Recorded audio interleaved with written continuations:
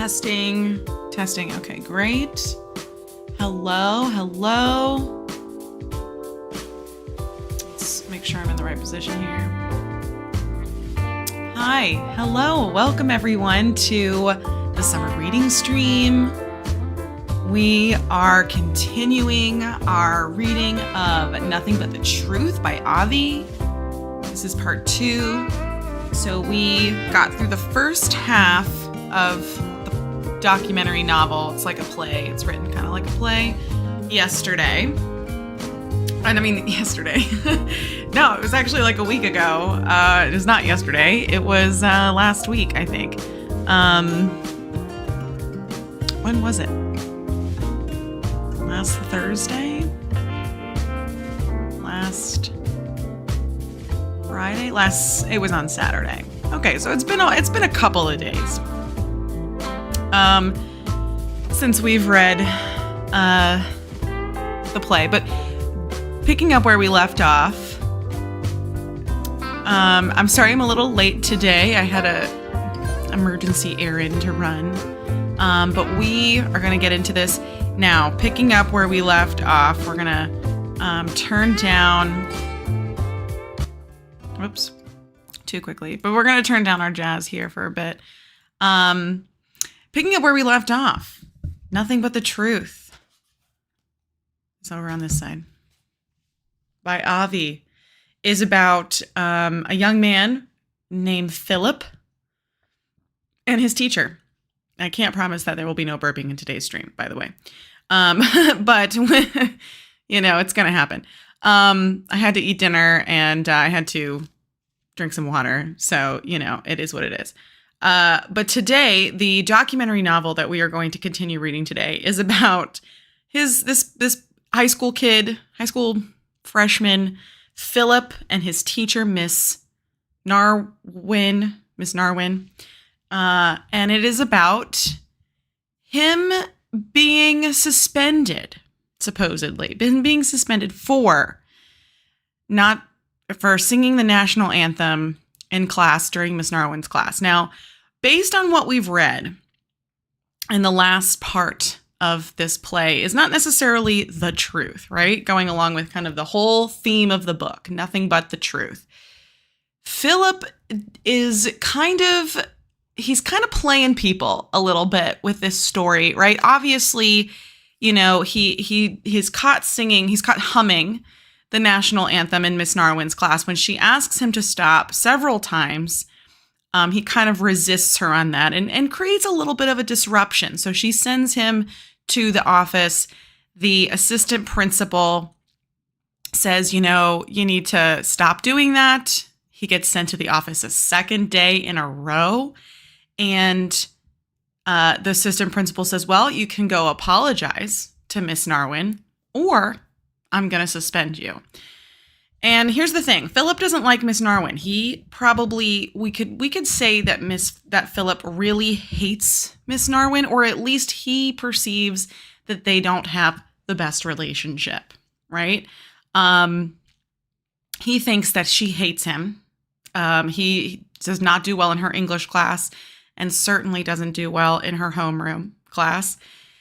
And so he wants to get out of her class. Why? Why does he have this perception of her? Well, she's a stickler for the rules, but also he got a D in her class. And this D that he got is keeping him from getting on the track team, which is his dream, right? He wants to go to the Olympics for track, and he can't do that if he's not on this track team at school.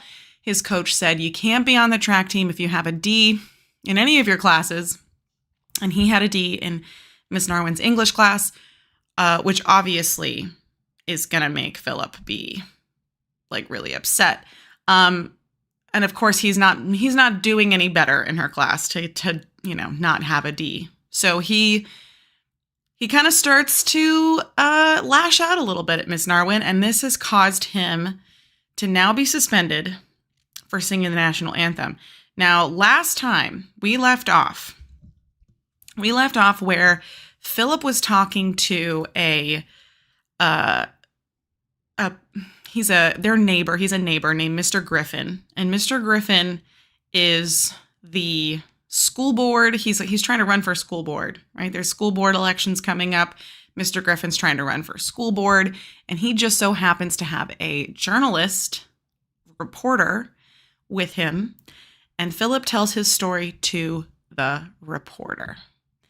And so this has now kicked off an entire new set of circumstances for Philip.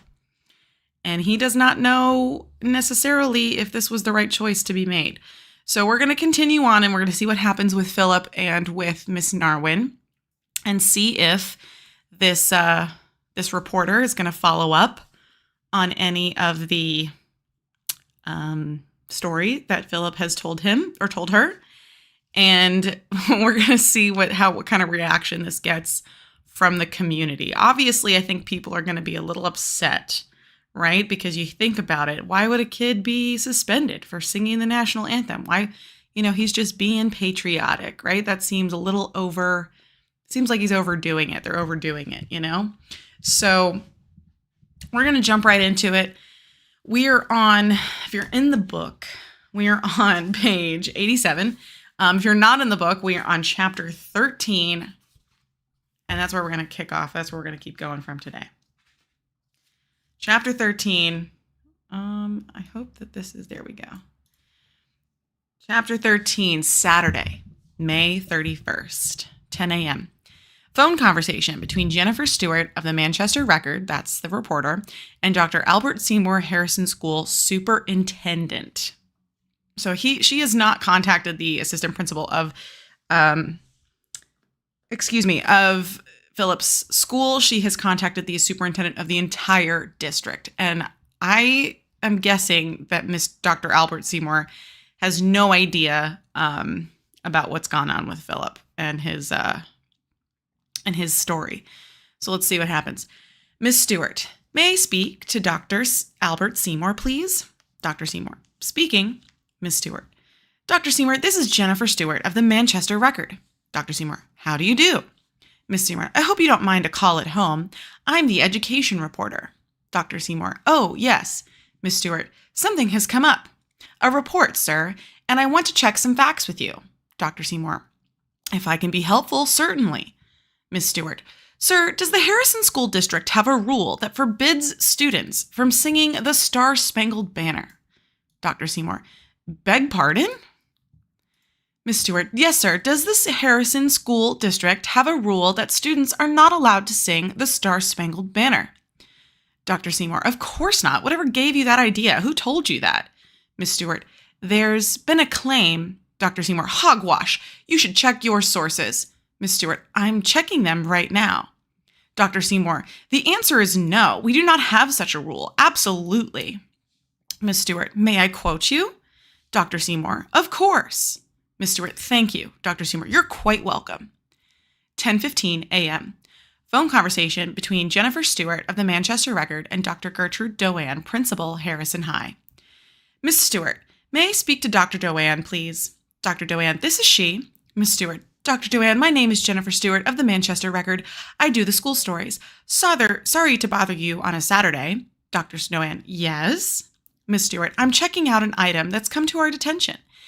It would appear that one of your students, Philip Malloy. Dr. Doan, 9th grade. Miss Stewart, you know him? Dr. Doan, oh yes, nice boy, know him well. Has something happened to him? Miss Stewart, this is in reference to his suspension from school. Dr. Doan, suspension? Miss Stewart, isn't that something, a suspension, that a principal you would know something about? Dr. Doan, well, yes. Miss Stewart, on Friday, March 30th, yesterday, Philip Malloy, he claims that as his parents claim, that he was suspended from your high school for 2 days. Dr. Doan, discipline problems are usually in the hands of my assistant principal, Dr. Pellini. In any case, I was at meetings Miss Stewart, wouldn't Dr. Pellini discuss a suspension with you first? Dr. Doan, that would depend on Miss Stewart. Dr. Doan, Miss Stewart, actually, I'm not sure I should be discussing this matter with you. Records regarding our children are of a confidential nature. Miss Stewart, it's already a matter of public record. The boy and his father have made a public statement. They claim he was suspended. Dr. Dewan. That's what you say. Ms. Stewart. Dr. Dewan, if you don't wish to cooperate. Dr. Dewan. Now, just one moment, Miss Stewart. Stewart. Dr. Dewan. Ms. Stewart, you call me up and inform me of something of which I have no prior information. Ms. Stewart. Then you didn't know about this? Dr. Dewan. I just said. Ms. Stewart. Ms. Dewan. Dr. Dewan. Dr. Dewan. Ms. Stewart. Excuse me. Dr. Dewan. Philip Malloy, who is a student at your school and who you claim to know well, has made a statement to the effect that he was suspended for singing the Star-Spangled Banner. Dr. Dewan. Oh, really? Ms. Stewart. His father claims this is true. Now, I just spoke to your superintendent. Dr. Dewan. Dr. Seymour? Ms. Stewart. That's right. And he says that the Harrison School District has no such rule. So I'm just trying to sort this out. Dr. Dewan. I don't know the particulars of this situation. You've only just informed me about it. I see no reason to be talking to a reporter about a student's problem. In any case, it doesn't seem to have happened. The superintendent told you we have no such rule. Ms. Stewart. Would a student in your school run into difficulty by singing the national anthem? Dr. Dewan. Of course not. But I repeat, discipline problems of a minor nature are handled by my assistant principal. Ms. Stewart. Pellini. Dr. Dewan. That's right. Dr. Joseph Pellini. Ms. Stewart. Thank you. 10:30 a.m. Discussion between Philip Malloy and his mother. Philip. Hey, Ma, look at this letter. Miss Malloy. What letter? Philip. Just came in the mail. Look, they shifted me out of Narwin's homeroom class back to Mr. Lunzer. Mrs. Malloy. Let me see. Well, that's something. They must have seen something was wrong there. Maybe you can go back to school Monday. Philip. Says it won't happen till Tuesday when I go back. Mrs. Malloy. Maybe just as well. I don't want you to have to deal with that woman again. Philip. But I still have her for English. Mrs. Malloy. Didn't they change that? Philip. No. Mrs. Malloy. But if they admit they're wrong about the one thing. Philip. Bet they just forgot to say that. Where's Dad? Mrs. Malloy. Went to the store. Feel better? Philip. Yeah, but the English. Mrs. Malloy. You just said they forgot. Philip. I guess. 10:40 a.m. Phone conversation between Jennifer Stewart of the Manchester Record and Dr. and Mrs. Joseph Pellini. Miss Stewart. May I speak to Dr. Joseph Pellini, please? Mrs. Pellini. Who's calling, please? Miss Stewart. Jennifer Stewart, reporter of the Manchester Record. Mrs. Pellini. He's in the backyard. I'll get him. Miss Stewart. I appreciate that. Dr. Pellini. Hello, this is Dr. Pellini. Miss Stewart. Dr. Pellini, this is Jennifer Stewart. I'm a reporter for the Manchester Record. I'm doing a story. I've already spoken with your superintendent, Dr. Seymour, and your principal, Dr. Dewan. Dr. Pellini. What's this about? Miss Stewart. Dr. Pellini, according to Dr. Seymour, the Harrison School District has no rule that would keep a student from singing the Star-Spangled Banner. Dr. Pellini. Did you say singing? Miss Stewart. Yes. Is that your understanding? Dr. Pellini. Well, Miss Stewart, now your principal, Dr. Dewan, says that you are in charge of discipline in the school. Dr. Pellini. With her. Miss Stewart. With her? Dr. Pellini. I always keep her informed. Miss Stewart. Did you inform her that on Friday you suspended a student, Philip Malloy, for singing the Star-Spangled Banner? Dr. Pellini. I did no such thing. Miss Stewart. You didn't inform your superior, or you didn't suspend the boy for singing the Star-Spangled Banner? Which? I'm simply trying to get my facts straight. Dr. Pellini, are you there? Dr. Pellini, I don't wish to talk to you.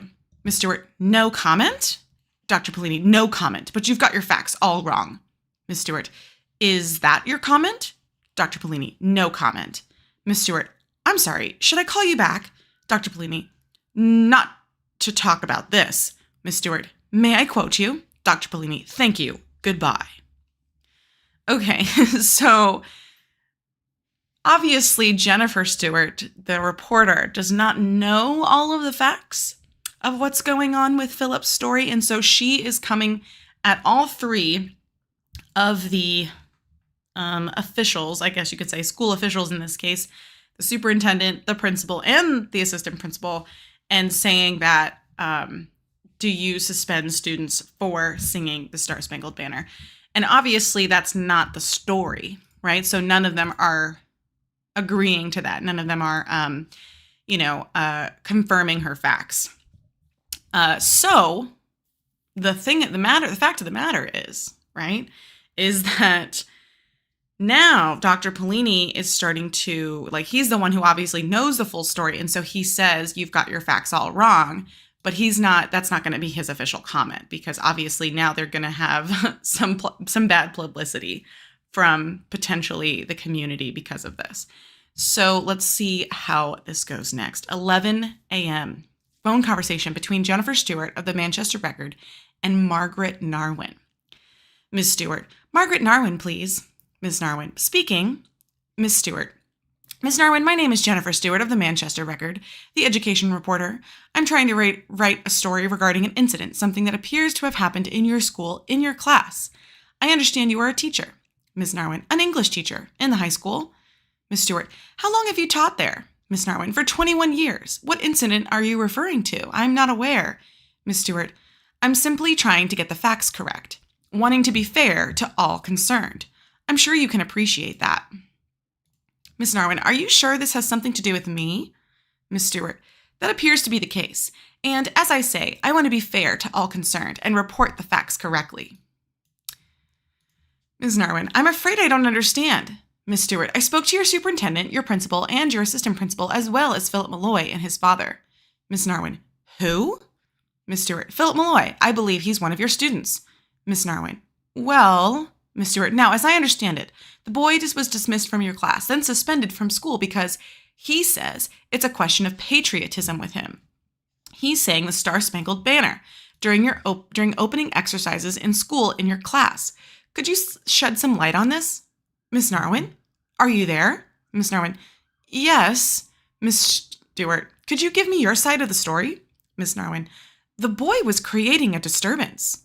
Ms. Stewart, I'm sorry, I couldn't hear you. Could you speak up? Ms. Narwin, the boy was creating a serious disturbance. Ms. Stewart, by singing the national anthem? Ms. Narwin, we have a rule. Ms. Stewart, your superintendent, Dr. Seymour, says there is no rule. Ms. Narwin, I don't think I should be talking about this. Ms. Stewart, but you do acknowledge that you sent him from your room? Ms. Narwin, yes, but Ms. Stewart, for singing our national anthem? Ms. Narwin, I think you need to speak to our principal. Ms. Stewart, I did speak to her. Ms. Narwin, then I have nothing more to say. Ms. Stewart, you are sure? Ms. Narwin, quite sure. Ms. Stewart, thank you, Miss. Or was it Mrs. Narwin? Miss Narwin, Ms. Ms. Stewart, thank you. Miss Narwin, thank you.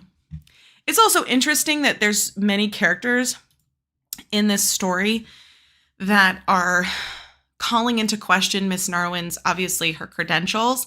And instead of, it's interesting that they're all kind of like pointing to the fact that she's a Ms. and not a Mrs., right? Like it means that she's not married, which I guess has been a way of looking down on women throughout history, and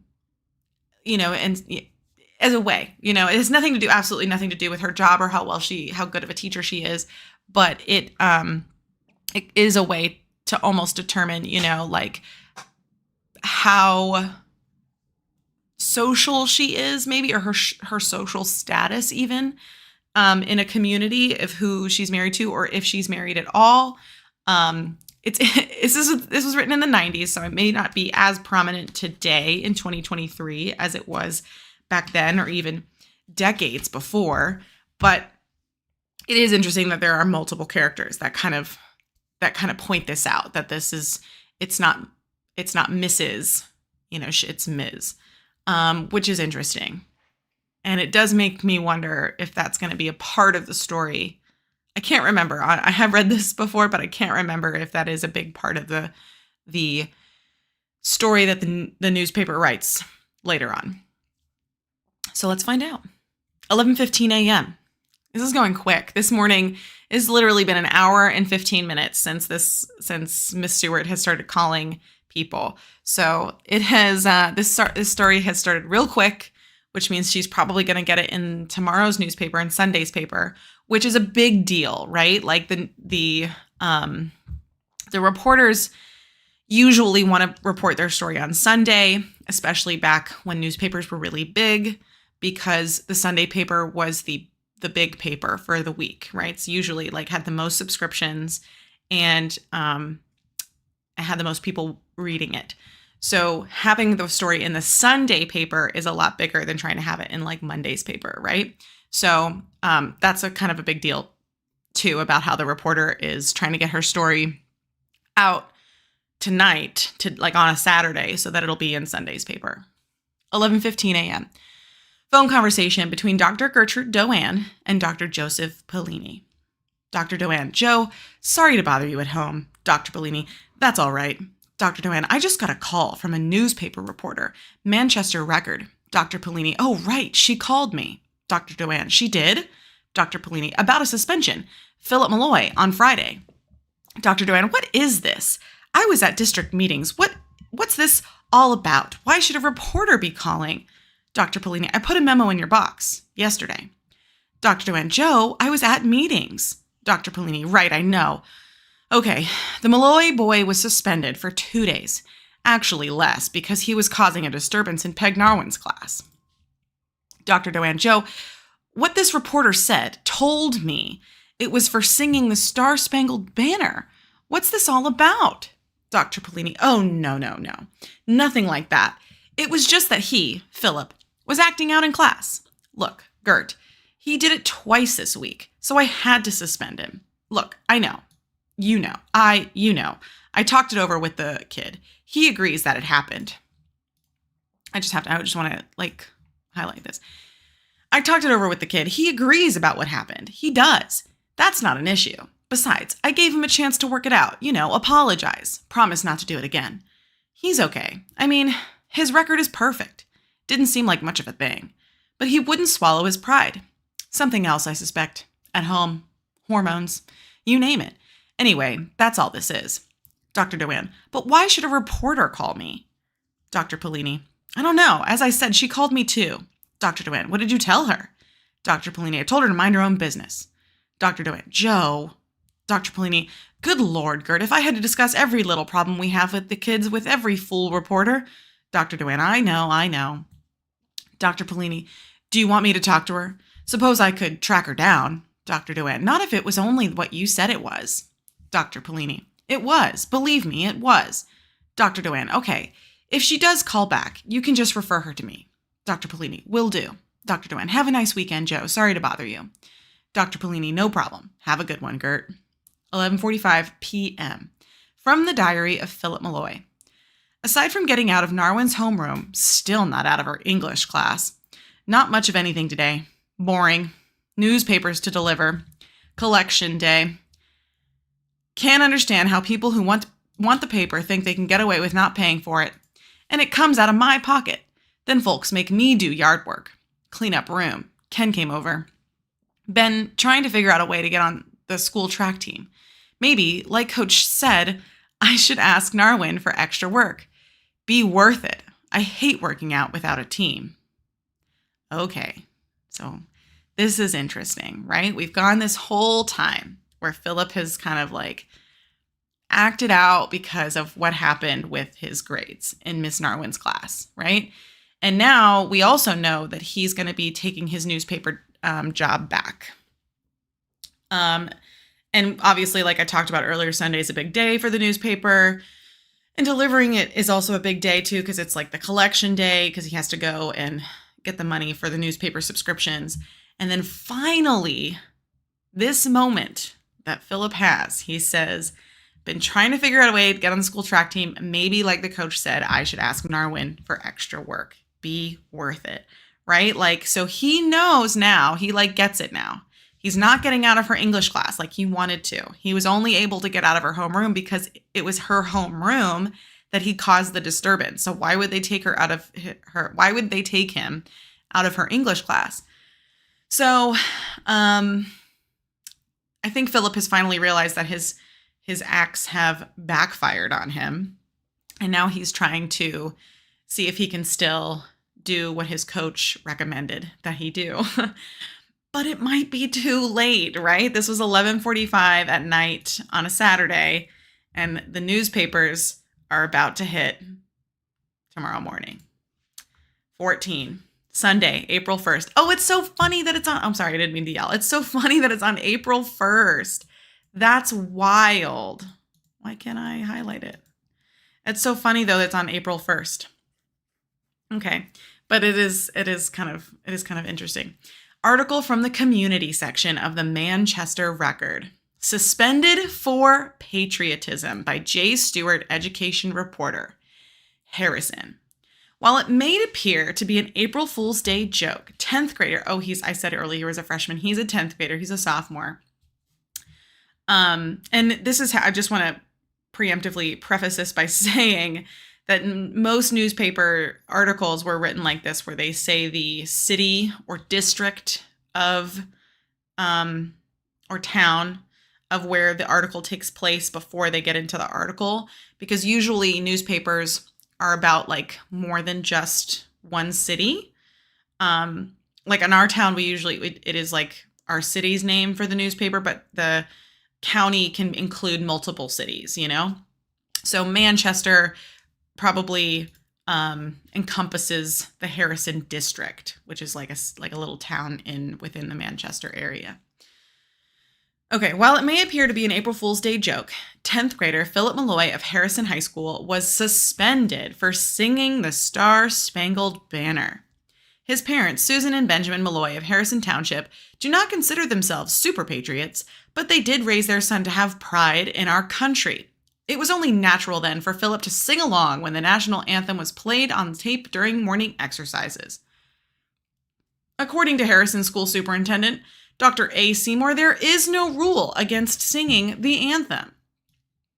Indeed, in every other class, Philip did just that. His new homeroom teacher, Miss Margaret Narwin, however, changed the rules. Every time Philip lifted his voice to sing, she threw him out of class, insisting a disturbance was being created. School principal Dr. Gertrude Doan, who admits that Philip had no previous bad marks on his record, saw the issue only as one of discipline and referred all questions regarding school policy to Dr. Joseph Pellini, assistant principal. Dr. Pellini, however, refused to be interviewed regarding the incident. What will young Malloy, who has his own delivery route for the Manchester Record, do during his suspension from school? Philip, who still hopes to make the school track team this spring, said, "Try to keep up with my work and work out with classmates after school." Harrison Township will be voting on a new school district budget this spring, along with a new school board. Okay, this is important too, right? This last line here very much underpinning the entire point of why this article was created in the first place, because Ted Griffin, the neighbor of Philip Malloy and his parents, is running for school board, right? So he wants to be elected to the school board, obviously, perhaps even throw out the superintendent, which is the superintendent of school board, like the superintendent of school districts is dependent on the school board for their job.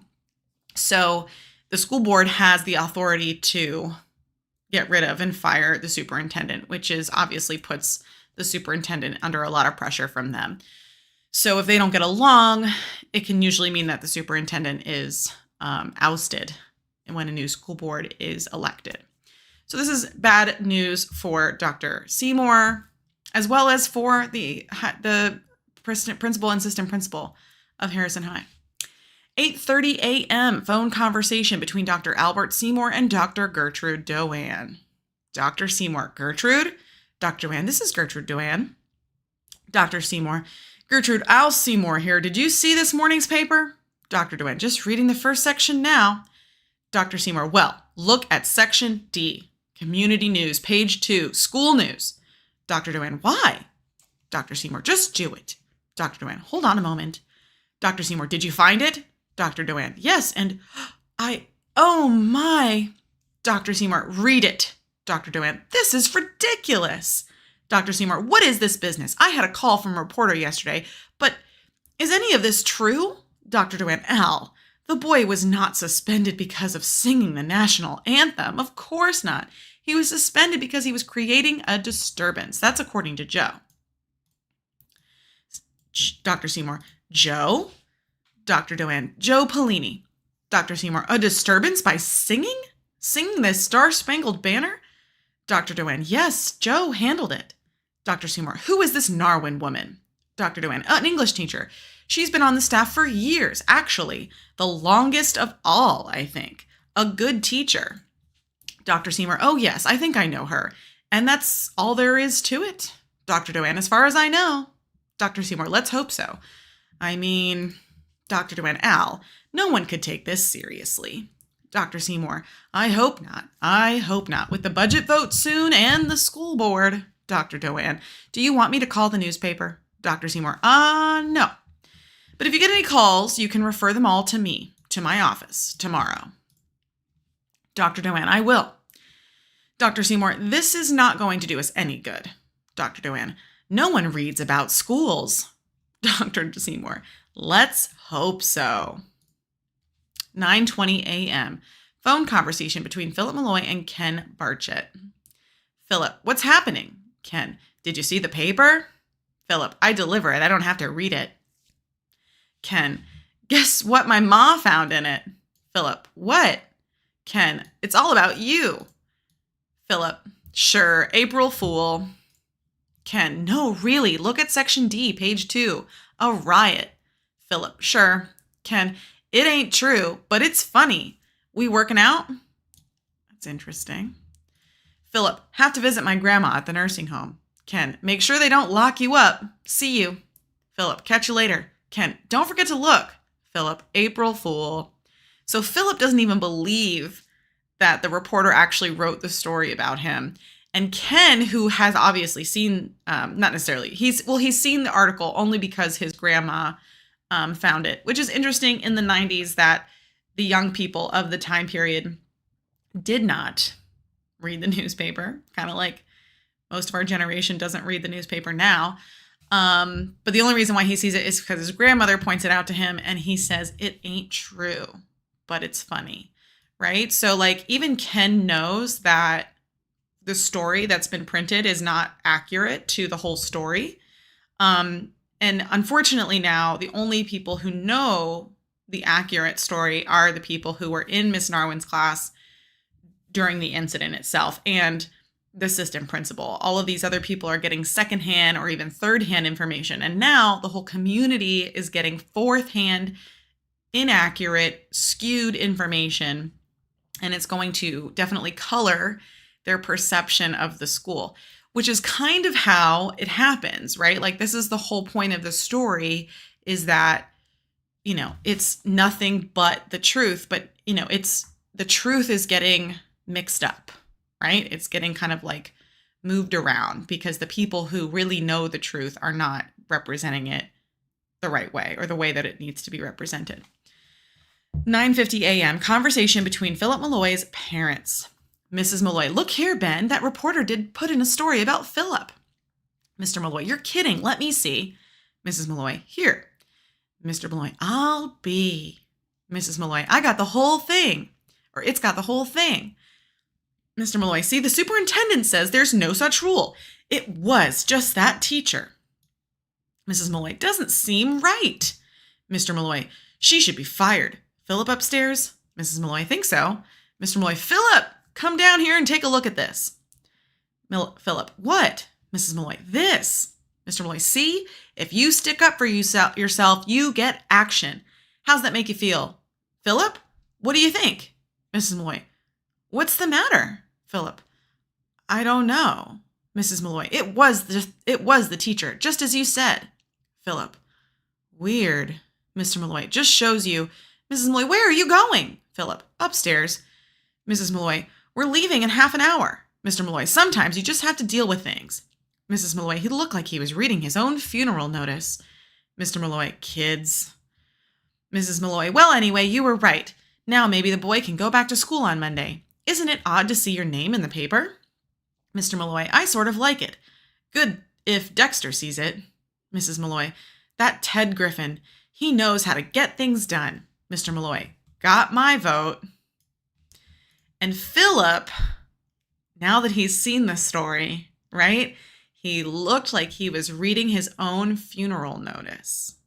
So now Philip knows, too, that the story that was printed in the paper is not fully accurate, right? Like he can tell, or at least we can tell that maybe he feels guilty or fearful of what the repercussions are going to be. I think it's a little mixture of both, right? Like fear and guilt to having had this happen. But obviously Mr. and Mrs. Malloy are thrilled. And even Mr. Malloy has said, you know, he's going to vote for Ted, who was kind of the perpetrator of getting the story and the newspaper. 2:30 p.m. Phone conversation between Margaret Narwin and her sister Anita Wingham. Margaret Narwin: I just don't understand why they would ever print such a thing. Anita: that's the papers. Margaret: it's so slanted. Anita: Peg, I don't think anybody will pay much attention to it. Just tell people the truth. Put your faith in that. Margaret: I suppose you're right. It's just, Anita, it will pass. 7:30 p.m. From a speech delivered by Ted Griffin to a meeting of the Harrison Sunday Fellowship. Mr. Griffin: so what I will try to do if elected as member of Harrison School Board is not just keep the cost of education down to a reasonable level, keeping our taxes down. I will work with the rest of the school board to support basic American values. For and I can only speak for myself, I am shocked that a Harrison student should be suspended from one of our schools because he desires to sing the national anthem. Yes, my friends, it is true. It has happened here. Here in today's record is the sad story. And I say, what is the point of installing computers, which my generation never seemed to need, at a great cost, if our young people are not allowed to practice the elemental values of American patriotism? Okay, breaking down this speech, I know we're only seeing like a part of the speech, not the full thing, which, I mean, we almost wanted to see, but we get the gist. We get the gist of what he was saying. First up, he's saying that he's going to keep the cost of education down to a reasonable level, keeping our taxes down, which is a huge political move, telling your voters, telling the community that you're going to keep their taxes down. People care about money. They don't want to have to pay taxes. Nobody wants to have to pay taxes, but we do it for things like education. Not only that, but we do it for roads. We do it for infrastructure. We do it for, Social Security, for like other like elderly people who are in retirement. Like there's a lot of things that our taxes actually help. But one thing that a lot of people can usually seem to agree on is that they don't want to pay more taxes. I was just saying actually to someone recently, like I had a lot taken out in taxes in my paycheck. We both looked at our pay stub and we're like, wow, that's a good chunk of our paycheck that we got this month that was taken out for taxes. Which can be disheartening when you think about like all the work you put in for a month to have so much of it taken away by the government. Okay.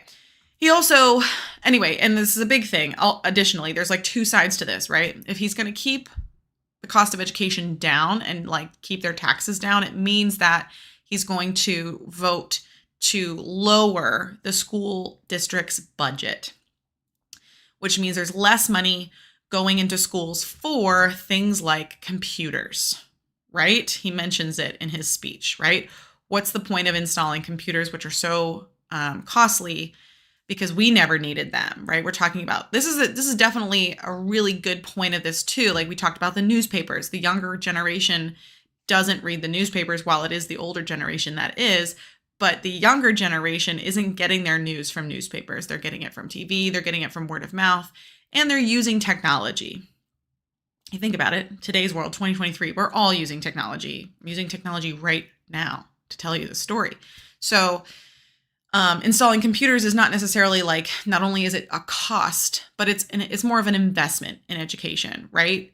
Letting young people use technology so that they can be better equipped for the future. However, Ted Griffin is saying, I'm not going to do that. Why would we do that? Why would we waste so much money when we don't need it? Especially when there are more important things like keeping kids in school for patriotism. How can we possibly suspend kids for patriotism? This is a perfect example of how a lot of politicians, when it comes to education, I'm not going to name any names here because that's not what we're doing, but I'm just going to say that this is even happening right now. Politicians like to come out and they like to create this fear in people. Like, kids are being suspended for singing the national anthem. How, it's an outrageous story. How can you believe that? Can you believe that? And honestly, not a lot of people can, but they hear it and they believe it to be the truth. And so he's writing on this story of Philip being suspended from school for singing the national anthem. And he's covering up, essentially, the issues, the actual issues that are the problem, right? Which is that Miss Narwin, who wanted to go to a workshop so that she can know how to reach her students in a more effective way, is not able to because the school budget was cut. And more things are going to have to be cut now, like using the computers or installing computers because they're cutting the school's budget. So there's a lot of this was something I really love about this, is that there's a lot of these underlying issues that are just hidden there that are still in 2023 so relevant. And no, obviously in 2023, no one's talking about we need to not install computers in schools, because obviously that's an issue we talk about now. But there are other things that school politicians, that state politicians, that national politicians use to get people to think about and be like, oh, we need to worry about this thing, this problem in our schools. We need to worry about this problem in our schools, and not necessarily think about the actual problems that are happening in our schools and how we can actually solve those actual problems. This is a silly story to talk about something actually serious. It's a silly story to talk about something that's actually serious, and that's why I like it so much. Okay, we're going to keep going. Okay, 11:20 from the diary of Philip Malloy. Now that I'm stepping off my soapbox, let's hear what Philip thinks now that the story's out and everybody's talking about it. Folks excited, mostly Dad, by newspaper story about what happened in school. Wonder what will happen now. Dad keeps telling me how great I am. Maybe they'll kick Miss Narwin out. Wonder if she even saw it. It's not her fault. It's her fault, not mine. Sorry, it's not letting me highlight this part. Okay. No one called. I guess I don't go to school tomorrow. Watched some track on TV. Steve Halleck lost a race. Said he wasn't ready. Can't believe it. Finished The Outsiders. Not bad. Wonder what it would be like to live without parents. You could do what you'd like. Okay. There's not a lot in this journal entry to dissect other than the fact that he's, he doesn't seem to really be going back, but also his dad is kind of reinforcing this idea of you stuck up for yourself and now things are happening and good for you, right? So he's not necessarily going back on the idea it's Mrs. Narwin's fault, but it's interesting that he writes this. It's her fault, not mine, right? He's not going to take the blame of this. But I guess I don't have to go to school back to school tomorrow. And then his idol, Steve Halleck, who's the track star in the Olympics, lost a race, said he wasn't ready, can't believe it, right? It doesn't give us too much context of how he necessarily feels about this, but I wonder. It does make you wonder, right? Then he says he finished The Outsiders, one it would be like to live without parents, because the kids in The Outsiders, the boys, they have parents. They're just kind of absent. The main character, Ponyboy, and his brothers don't have parents. Their parents died, which it seems like Philip is kind of missing the point. They have dead parents and they're very sad about it. It's not something that they're really hyped about. But he does say you could do what you'd like, especially if he didn't have his parents around. This wouldn't have happened. The story would not have been told. He would have just kind of kept complaining about Miss Narwin and maybe be taken out of her homeroom, probably not her English class, but certainly wouldn't have had a newspaper story written about him. 15. Monday, April 2nd, from American Affiliated Press Wire Service. This is a national newspaper article. So usually what happens is it's called the Associated Press, I think, in like a real world. Or sometimes it's also called the Affiliated Press. But basically the Associated Press, they gather stories from around the country and they reprint them and kind of rewrite them to include in their newspaper. And then other newspapers can print it as well. So once the Associated Press or the Affiliated Press gets it, then other newspapers can pick it up and print it in theirs as well if they have extra space or if they need extra like articles and stuff. But it's usually not the whole article. It's usually like a summary of the original article. From American Affiliated Press Wire Service, kicked out of school for patriotism. Harrison, New Hampshire. A 10th grader was suspended from his local school because he sang the Star-Spangled Banner during the school's morning exercises. The boy, Philip Malloy, who wished to sing in the spirit of patriotism, was then forced to remain home alone since both his parents work. English teacher Margaret Narwin, who brought about the suspension, maintains the boy was making a nuisance of himself. Again, the truth is like it's this game of telephone, right? The truth is getting changed every time it gets to a new person because Miss Narwin was not the person who brought about the suspension. In fact, she was the person who was saying that they shouldn't suspend him in the first place.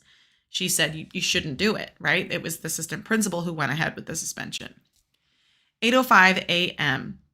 Transcript from the Jake Barlow talk show. Jake Barlow. Okay, here we go. All sorts of things we can talk about. Wanting and waiting to hear from you on WLRB, your talk radio with your loudmouth host, Jake Barlow, ready to take you on. Ready, willing, and able. All kinds of things going on. We can talk about that demonstration in Washington. I don't know about that. I don't know. Bunch of, hey, what do you think about that point shaving scandal over at the university in the Midwest? Come on, guys. Is that an education or what? Then there's the president, who's said he would be an education president, but he's got his work cut out for him. I'm telling you, because here's a bit of a story that came in over the wires. Don't know if you saw this. Let me read it to you. Now listen up. This is America. I mean it. WLRB asking you, Jake Barlow asking you, what you think of this. Now remember, I'm not making this up. None of it. I'm reading it. Kicked out of school for patriotism. Hang on, I'm just going to pause here real quick. I got to highlight as I go. Right, you heard me correct. Kicked out of school for patriotism. But you ain't heard nothing yet. Listen to this. Harrison, New Hampshire. Where in the world is Harrison? In the United States? In America? Listen up, New Hampshire. All their auto plates read, live free or die. Well, something died because this is what's going on there right now. Here it is, the whole story right in the morning news. I'm just quoting. A 10th grader was suspended from his local school because he sang the Star-Spangled Banner during the school's morning exercises. The boy, Philip Malloy, who wished to sing in the spirit of patriotism, was then forced to remain home alone since both his parents work. English teacher Margaret Narwin, who brought about the suspension, maintains the boy was making a nuisance of himself. Would you believe it? Would you believe it? Okay, this is WLRB, All Talk Radio. Take a short break, then come right back to talk about whatever you want. Man, I'm telling you, what is happening to this country? Now this. I am a teacher by trade, but you know what? I could have been a radio show host. I think so.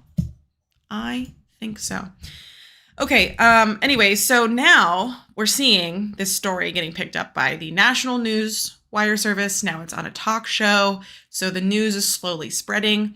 It's interesting to see this, right? Like Jake Barlow, obviously he's just a talk show host. His point is to like get interesting stories out to his listeners and just like kind of like get people talking. That's the whole point of it. He says, we could talk about this demonstration in Washington, and then he mentions the president. So clearly, I'm not sure what he's talking about, the point shaving scandal over at the university, but he's talking about the president, how he would be an education president. And like, clearly there's a bigger story here happening in education that he's not really interested in. Like he says, I don't know about that. I don't know. right? Like, who cares? Doesn't even go into much detail about what's happening. But then he picks up the Phillips story about being kicked out of school for patriotism. And we know, as the reader, this is some dramatic irony that's going on here. We know, as the reader, that the story is being warped. And we know it's not a serious story. We know it's not like a real, true issue that's happening in Harrison. But the news reporters are, and the talk show hosts of the Jake Barlow talk show is taking it seriously. So they believe it's a real issue when it's not. And they're spreading, again, this idea of this real issue that's happening in schools that you, as a patriotic citizen of America, need to worry about and not necessarily think about all this other stuff, right? That might be happening, that might be actually serious, but you need to focus on this other story that we know isn't real. It's so interesting. It's like it's not happening right now. 8:07 a.m., phone conversation between Mrs. Gloria Harland, Chairman, Harrison School Board, and Dr. Albert Seymour, Superintendent of Schools. Okay, so word is catching. Mrs. Harland, Albert, this is Gloria Harland. Good morning. Dr. Seymour, Gloria, good morning. Looks like spring is here. Mrs. Harland, it is balmy, isn't it? Albert, last night I attended a meeting of the Harrison Sunday Fellowship. Dr. Seymour, oh yes, couldn't make it. Mrs. Harland, well, Ted Griffin made a speech. Dr. Seymour, Ted Griffin? Mrs. Harland, he's running for the school board. Dr. Seymour, oh yes, right. They're doing a series of talks. Know him well, bit hard. And Mrs. Harland, Albert, part of Ted's speech was an attack on the present board in regard to what he claims is the suspension of a student for singing the national anthem in one of the schools. High school, I think. Dr. Seymour, the what? Mrs. Harland, suspension for singing the national anthem, the Star-Spangled Banner. And to my shock, I checked, and sure enough, as he said, I saw something about it in the paper yesterday, the Sunday paper. What is this all about? We have the vote, Dr. Seymour. Oh, Lord, is he going to make this a thing about this? Mrs. Harland, what happened? It's not true, is it? Dr. Seymour, Gloria, I can assure you none of the kind occurred. Nothing. But before I go off half-cocked, let me make some further inquiries and then get back to you. Mrs. Harland, soon. Dr. Seymour, absolutely, soon. Mrs. Harland, Al, this is not what we need, not with the budget votes. So, Dr. Seymour, exactly, I understand. 8:10 a.m. So like I said, before I get into the next thing, the superintendent depends on the school board for their job. So the superintendent is kind of, obviously placating the school board chairwoman, right?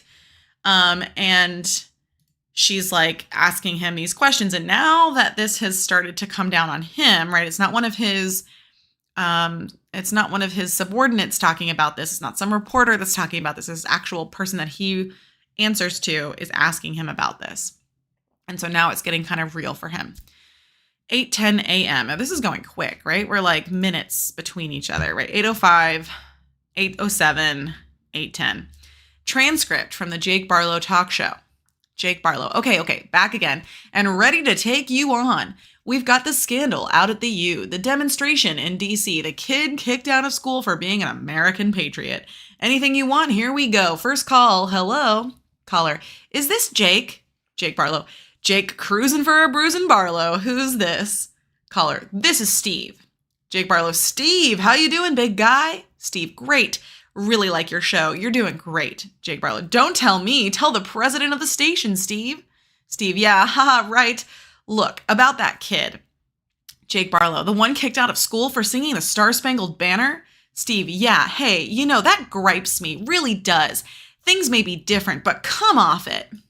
Jake Barlow, right. What are schools for anyway? Right? What are schools for anyway?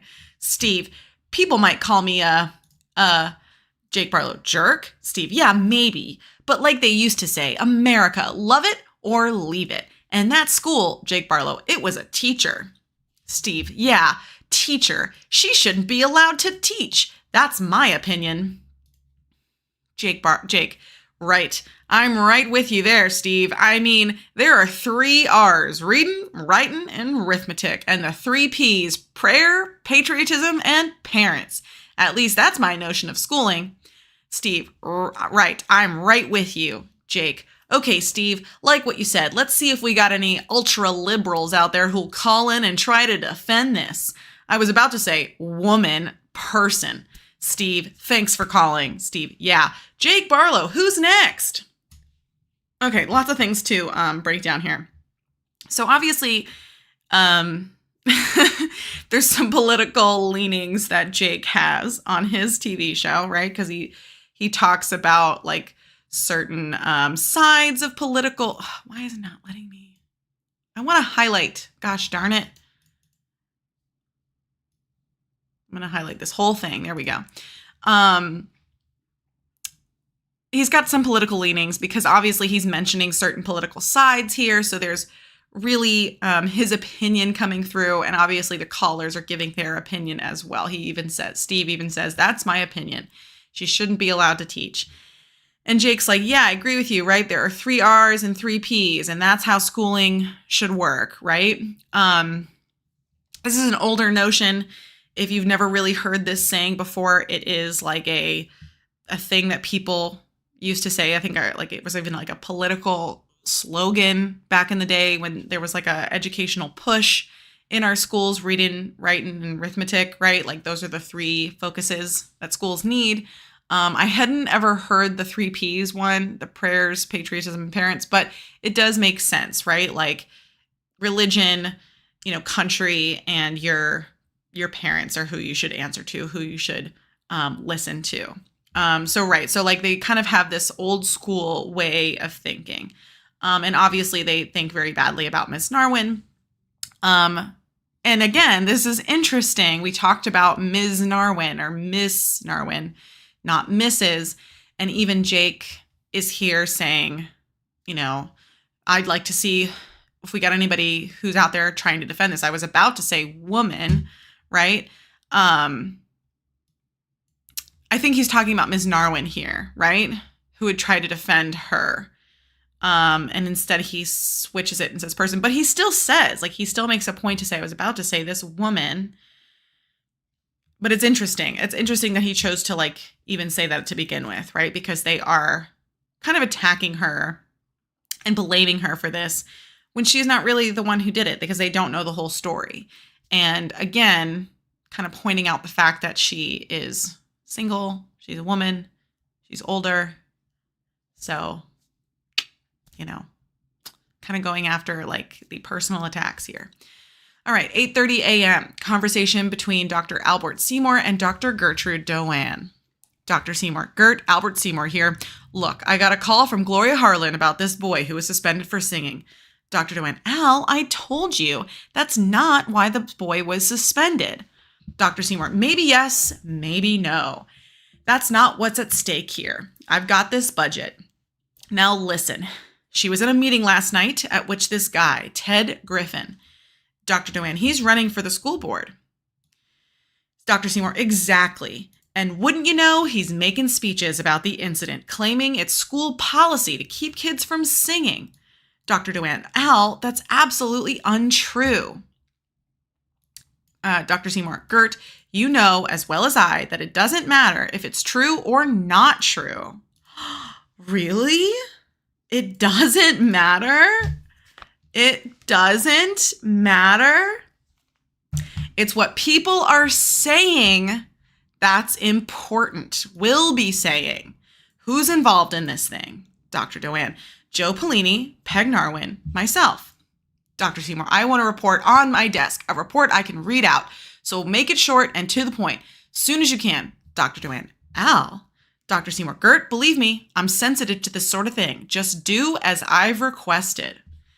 This is interesting. And this is politics, right? Like we've gone from it being about education and being about the right thing to now it's really about what people are saying that's important. It does not matter if it's true or not true.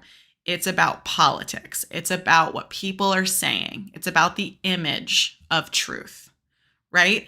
And this is something that gets people up in arms. It's something that gets people excited. Like, oh my gosh, this is so scandalous. This is so controversial.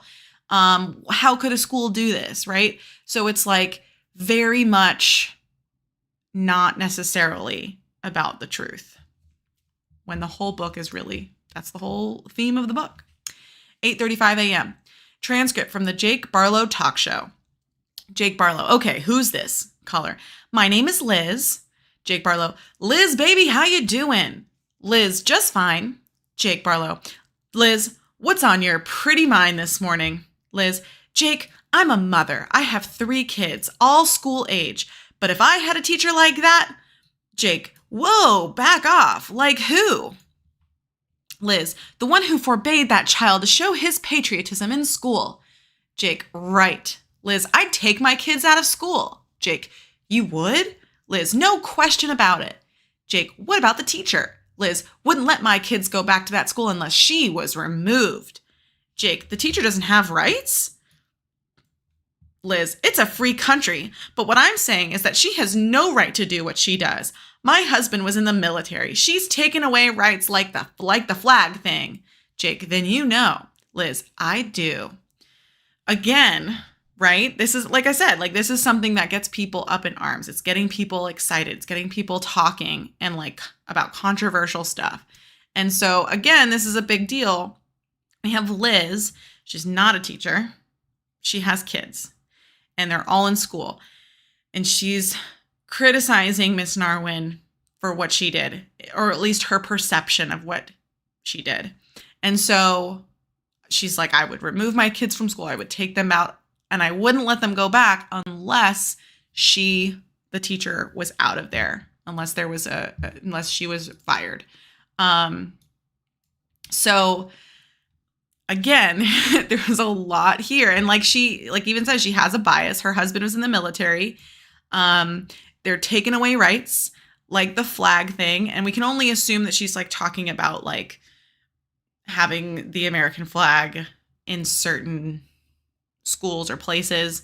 But yeah, very critical of Miss Narwin. And this is a woman who is married, who has kids, all in school, but doesn't necessarily have the full story either. 9:17 a.m. Conversation between Robert Duvall, reporter from St. Louis Post-Dispatch, and Dr. Gertrude Doan. So now St. Louis, another state, has picked this story up, and they're pulling it for their newspaper as well. Mr. Duvall, is this Miss Doan, principal of Harrison High School? Dr. Doan, yes, Dr. Doan. Mr. Duvall, thank you, of course, Dr. Doan. My name is Robert Duvall. I'm a reporter with the St. Louis Dispatch. Dr. Doan, St. Louis? Mr. Duvall, that's right. I'm calling from St. Louis, Missouri. I'm attempting to follow up on an AAP release that indicates your school suspended a student because he sang the Star-Spangled Banner. Dr. Doan, did you say St. Louis? Mr. Duvall, yes, ma'am. Took the story off the wire service, and we ran it.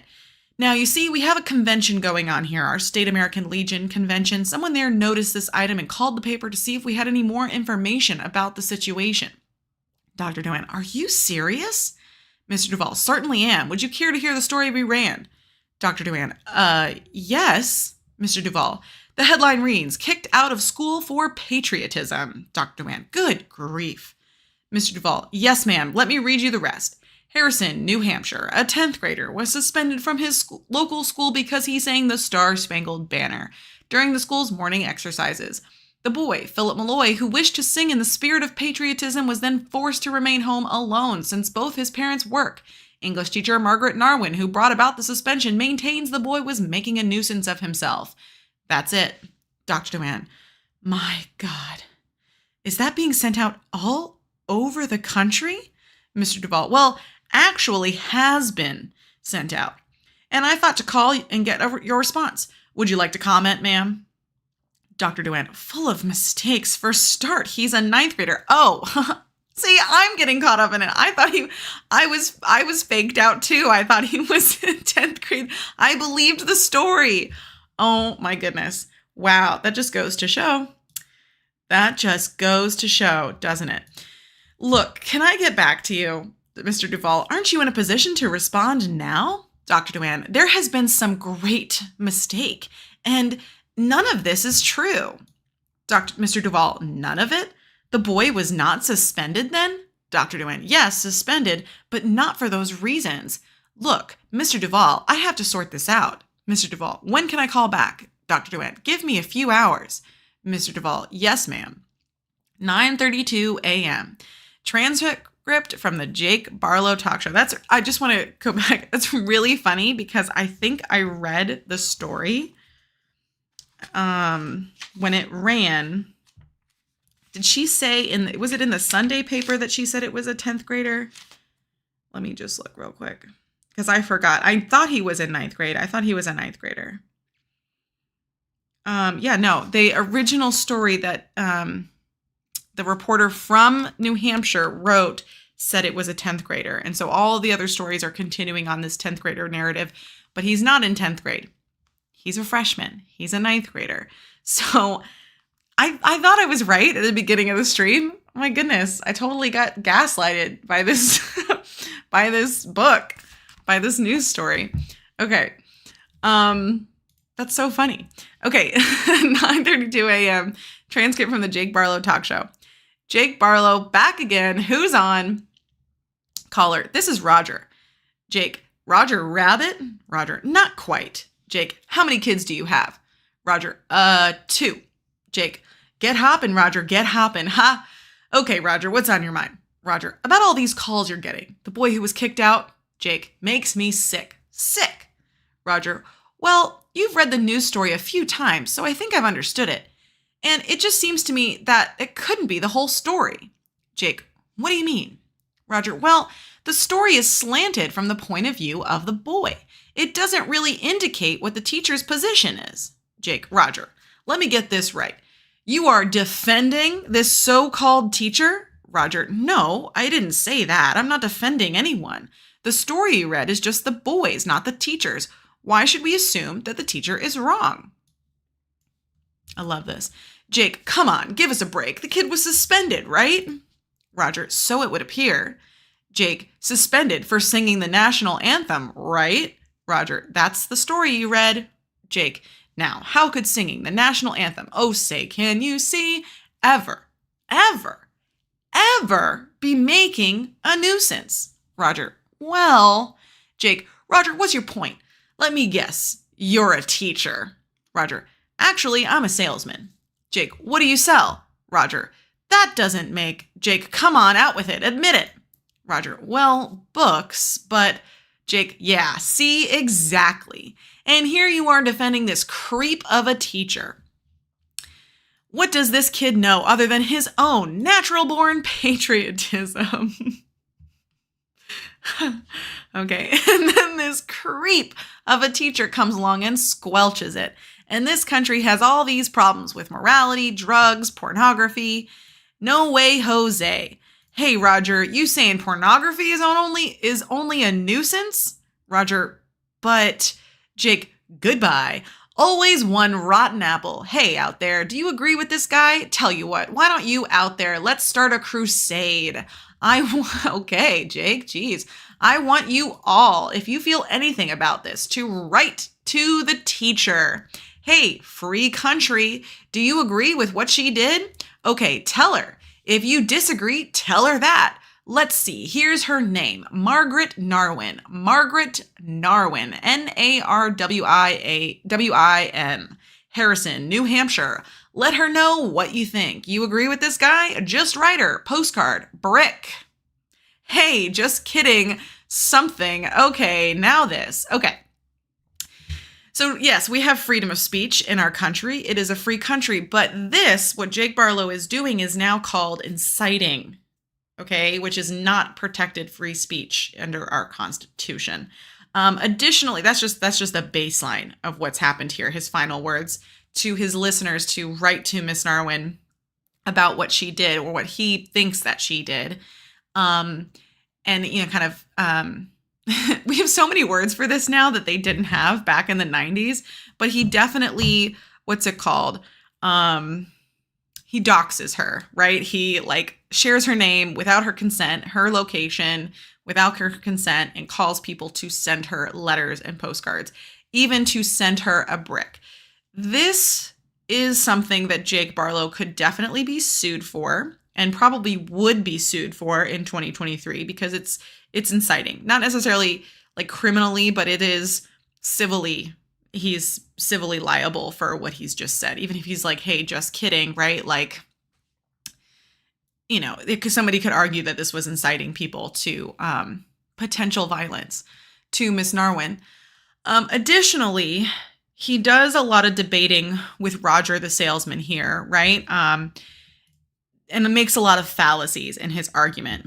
Roger makes a good point, right? That the story that's written or read by Jake on the show is slanted in Philip's point of view. And it is. We know that because Philip is the one that went to the reporter, and the reporter is the one who had the perspective from Philip to write this story. And Roger obviously says, the article is slanted for the student's point of view. And Jake strawmans him out the gate. You're defending this teacher. And Roger's like, no, I'm not defending her. And he's not necessarily defending the teacher. If he were defending her, he would say the teacher's right. That would be a defense. But instead, he's just pointing out the flaws in the article itself. And continues to say that, how can we assume that this is a fully true story and that we haven't heard, we don't know all the facts. And then Jake is again, exaggerates Roger's claim, right? He again doubles down on the original story. The kid was suspended, right? Suspended for singing the national anthem. And this is undermining Roger's argument, which is that the story is skewed, that may not necessarily be true. And Jake is kind of doubling down on the original argument from the story. And so Jake continues on this premise, this false premise from the original argument. How could this ever be considered a nuisance? I'm sure Roger could point out, I think we could all point out in ways that which singing the Star-Spangled Banner could be considered a nuisance, right? You wouldn't go to somebody's funeral and start screaming the Star-Spangled Banner when somebody's trying to give their speech about their loved one during a funeral. You wouldn't go to somebody's wedding, and when the pastor says, or the priest says, speak now or forever hold your peace, someone starts singing the Star-Spangled Banner, right? There are lots of instances in which singing the Star-Spangled Banner would be considered a nuisance. So, again, there's a fallacy in that. And then Jake assumes wrongly that Roger is a teacher, right? To kind of, again, undermine his argument here. And Roger's actually, no, I'm a salesman, not a teacher. But then Jake pulls out of him, oh, well, Roger, you sell books. And clearly someone who sells books would be more biased to side with the teacher than with the student, because books are things that teachers that care about and not students, which is a whole other thing, because students would never care about books. And then calls her a creep, kind of, again, does this personal attack on Miss Narwin. And then does a false equivalency, right? Where he says, we've got a lot of problems in this country, morality, drugs, and pornography. And just like this problem of this kid being suspended for singing the Star-Spangled Banner, are you saying that pornography is a nuisance? And this is a false equivalency, because that's not at all what Roger's argument is in the first place. So Jake, again, allowing people to come in and say oh, I'm defending the teacher, or I'm on the side of the teacher. But in reality, he's going to not allow them to continue their argument, because he's going to just back it up with his point of view, his bias, and show fallacies in his argument. And then on top of all this, again, inciting his listeners to Right, Miss Narwin, which would be absolutely horrible. Can you imagine? I would not. No, that would be horrible. That would be horrible. There's always, like, people say like they want fame, but there are certain times when you don't want to be the center of attention, of people's attention, right? All right, 10 a.m. conversation. This is all in a day. Are we still on the same day? I think we're still on the day after April Fool's right now. I think we are. Oh my gosh. Yeah, this is April 2nd. This is still all April 2nd. We're only 10 a.m. into April 2nd, and this day started at 8:05. Conversation among Dr. Gertrude Doan, Margaret Narwin, and Dr. Joseph Polini. Dr. Doan, Peg, tell me what happened. Miss Narwin, I've told you twice now. Dr. Doan, I know you're upset, Peg, but I have to get it down clearly. Anyway, we all need to tell the same story. Dr. Polini, amen. Gert's trying to be helpful, Peg. Miss Narwin, it's terribly upsetting. Dr. Doan, well, yes, to all of us. Now, once more, please. Miss Narwin, very well. Philip Malloy, from the first day he entered my homeroom last week, during the time the students are asked to stand in silence. Dr. Polini, the rule is respectful silence. I looked it up. It's in your memo about opening exercises. Isn't in the student handbook, but I think it should be. And Dr. Polini told Philip that it was in the student handbook and you need to read it, right? But it's not. So he lied. He, again, made a false truth. Dr. Doan, good point. Miss Narwin, during the playing of the national anthem, he sang loudly with no respect, very loudly, to make a commotion, obviously. The first time he did it, I asked him to stop, and he did. After a bit, the second 2 times, he didn't. Refused. That's when I sent him to Joe both times. Now, Miss Narwin's story is not fully accurate. He didn't sing. Right? Again, now all of the people involved have completely forgotten that Philip didn't sing the national anthem. He didn't. He hummed it. He hummed along to the tune of the national anthem. And this is very important. So remember that. He hummed along. He didn't sing. He never sang. But now that it's all out, he's been suspended for singing the national anthem. Everyone's using, like, even Miss Narwin has been, like, internalized the story of him singing the national anthem, which he did not. He hummed. And we don't know if it was loud. That's the other thing. We are reading this as a story, not necessarily watching this as a show. There is a movie of it, which we can look at later, but we don't know if it was loud. We can assume if it was humming, there's only so loud you can get with humming, right? Especially if you're already hearing music on top of it. So, right. However, to make a commotion, probably, yes, to make a joke, not respectfully and in a way to make a commotion. So parts of this are true, parts of this are not true. She did send him 2 times to the assistant principal, and she sent him out twice because he refused. He didn't refuse the second time, but he did fight back with it, right? Like, he's like, I'm just humming it, right? Like, he was kind of like disrespecting the teacher as well as creating a disruption. Dr. Polini, the boy admitted it, Gert. No bones about that. Miss Narwin, deliberately provocative. Dr. Doan, do we know why, Peg? Miss Narwin, I haven't the slightest idea. Dr. Doan, Joe? Dr. Polini, nope. No problems before, ever. Dr. Doan, maybe I should talk to some students. Dr. Polini, witnesses. Miss Narwin, I don't know. I will say this, Gert. He's always been restless in English class. Sort of a wise guy, I'd have to call him. Trying to cover up laziness with smart talk. I don't know why. Sometimes that just happens. The chemistry. In his last exam for me, he wrote a very foolish, really provocative answer, mocking me. Dr. Doan, you? Miss Narwin, oh yes, absolutely, mocking. Dr. Nguyen, do you still have it? Miss Narwin, I always return exams to students. That's why, teachers, you need to make copies. You need to make copies. You need to make scans of this stuff, okay? Trust me. Trust me. I've been there. Dr. Dewan, too bad. But there must be some reason. Miss Narwin, I agree. Dr. Polini, home, Gert, home. 99.9 times out of 100, you get a thing like this, a kid acting out, believe me, it's home. Acting out here for whatever's happening there. Dr. Dewan, but we don't know that. Dr. Bellini, hey, what's the difference? They always blame the school. You know that. Dr. Dewan, well, as far as I'm concerned, this is strictly a discipline problem. That's what I intend to tell people. Do you agree?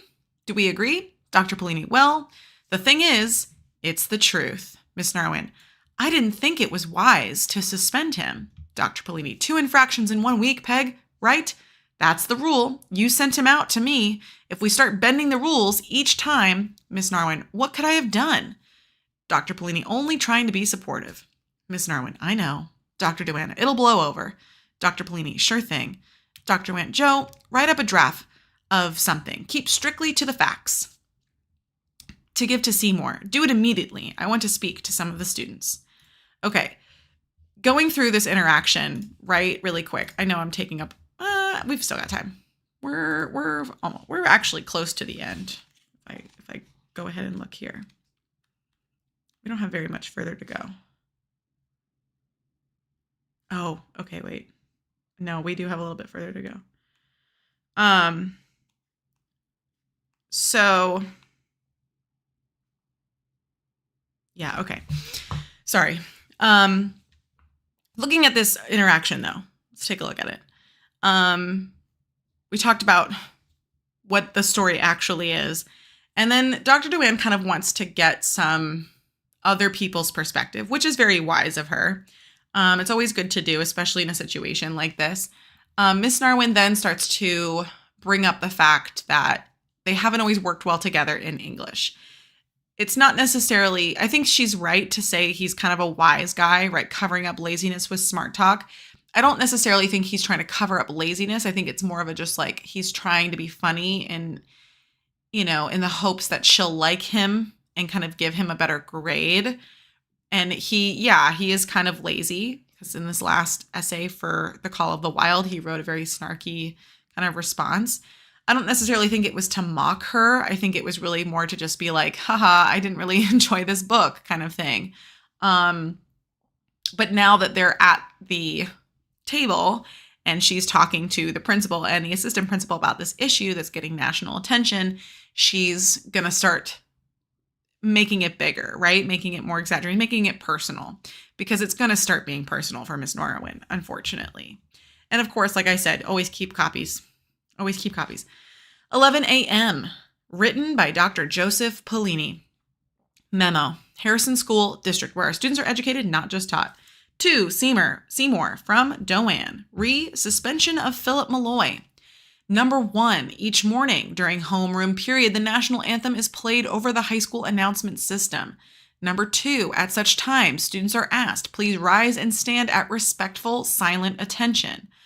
3, on March 28th, March 29th, and March 30th, Philip Malloy caused a disturbance in his homeroom class, Miss Margaret Narwin, teacher, by singing the national anthem in a loud, raucous, disrespectful manner. Okay, raucous is a word that means like raucous, right? Like super loud, super like crazy almost. And that's not necessarily what Philip did. Number 4, when asked by Miss Narwin on the first occasion to cease, Philip Malloy reluctantly did so. But on the second and third occasions, he refused and was sent to Assistant Principal Joe Polini for discipline. 5, Philip Malloy does not dispute the above facts. 6, on the third occurrence, Philip Malloy was asked to promise not to show a disrespectful attitude and to apologize to the teacher and to his fellow classmates. He refused. 7, Dr. Polini, following his principal's guidelines, therefore suspended Philip Malloy from class for 2 days in hopes that he would learn to show proper respect toward the national anthem, school, teacher, and fellow students. 8, It should be noted that Philip Malloy was reported to show inappropriate behavior in his regular English class with Miss Narwin. Again, necessarily not sure if this is necessary, but he does include that they had some previous tension, which is not necessarily, I mean, it again goes to support more of the teacher than it goes to support the student. Maybe that's why they included it, but it's only adding now to the conflict. 8:15 a.m. Conversation between Dr. Gertrude Doan and Ken Barchett. So Ken is Philip's friend. So let's see what he says. Dr. Doan, Ken, I'm trying to understand what happened there that morning. Is this clear? Ken, yes. Dr. Doan, and you were with him. I hope you can speak freely. I'm just trying to work it out. Ken, sure. Dr. Doan, so in your view, what occurred? Well, you know, the tape. The music went on. Dr. Doan, what day was this? Ken, Wednesday? Dr. Doan, okay, Wednesday. Go on. Ken, right. The music went on, and we were just standing there. We're supposed to. And the next thing, Miss Narwin was telling Philip to stop. Dr. Doan, stop what? Ken, I'm not sure. The newspaper said singing. Dr. Doan, what about the other days? Ken, you know, he was, again, sort of, I guess, singing. Dr. Doan, in what way? Ken, just singing. Dr. Doan, loudly? Ken, well, not really. Dr. Doan, but you heard him. Ken, I guess. Dr. Doan, how close to Philip do you sit? Ken, cross the room. Dr. Doan, so loudly enough for you to hear? Ken, well, Dr. Doan, then what happened? Ken, Miss Narwin got mad. Dr. Doan, why? Ken, well, you know, like you said, Philip was singing, and I guess we were not supposed to. Dr. Doan, did Philip stop? Ken, yeah, when she told him to get out. Dr. Doan, not before? Ken, no. Dr. Doan, what did the class do? Ken, I wasn't paying attention. Okay. This is an interesting convo, right? She's talking to Philip's friend, and Ken is like not fully sure on what happened that day, but he kind of like gives some feedback a little bit that Dr. Doan has to take in, right? And it's interesting because even at the end of the conversation, Ken is like, I don't know, I wasn't paying attention. Like, what was going on, right? He just knows that there was a conflict between Philip and Miss Narwin. 11:45 a.m.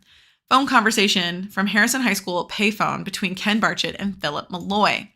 Ken, hey man, what's happening? Philip, nothing, it's boring. What's happening there? Ken, just spoke to Doan. Philip, the principal? Ken, yeah. Philip, how come? Ken, she called me in to find out what happened. Philip, what'd you tell her? Ken, what happened? The whole thing. A lot of people talking about it. You know, with the newspaper and all. Philip, yeah, but what did you tell her? Ken, I thought I should tell her how funny it was. Philip, come on, what did you tell her? Ken, nothing. I mean, it wasn't anything. I don't know why they're making a big fuss about it. Philip, I still have English with her, but they switched me back to Lunzer's homeroom. Ken, he's okay. Tells good jokes. Someone told me he has a collection of joke books. That's where he gets all those one-liners. Philip, that true? Ken, Nick told me. We going to work out this afternoon? Philip, yeah. Ken, catch you later. 11:50 a.m. Conversation between Dr. Gertrude Doan and Cynthia Gambia, student. Dr. Doan, Cynthia, what I'm trying to do is understand what happened in Miss Narwin's homeroom class with Philip Malloy. When these incidents occurred, I hope you can tell me exactly what you saw. I'm trying to work it out. Cynthia Gambia, yes, I understand. I wasn't paying much attention because students don't pay attention. Okay, we'll get into that. Sorry, we'll get into that. Dr. Doan, that's all right. Go on. Tell me what happened as you saw it. Cynthia, well, during the Star-Spangled Banner, when the tape went on, Philip started to hum. Here we go. First person to say it. Dr. Doan, hum? Cynthia, I think so. Dr. Doan, not sing? Cynthia, I'm not sure. It could have been. I wasn't paying attention. Not at first. Not the first time. Dr. Doan, and then, Cynthia, Miss Narwin asked him to leave. Dr. Doan, which days were these? Cynthia, all 3. Dr. Doan, was Philip causing a disturbance? Cynthia, well, I heard him, sort of. I mean, it wasn't loud or anything, not like the paper said, but he wouldn't stop. And she did ask him. I guess that was the disturbance. Dr. Doane, so he wasn't loud. Cynthia, maybe the last time. Dr. Doane, very loud? Cynthia, well, loud. Dr. Doane, what day was that? Cynthia, Tuesday or Thursday. I'm not sure. Dr. Doane, what did the other students do? Cynthia, nothing. I don't think they knew anything was going to happen. If they did, they would have watched.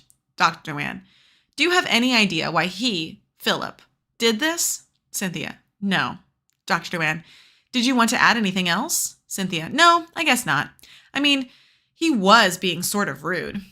Dr. Doane, Philip? Cynthia, Miss Narwin did ask him to stop. You're supposed to be quiet.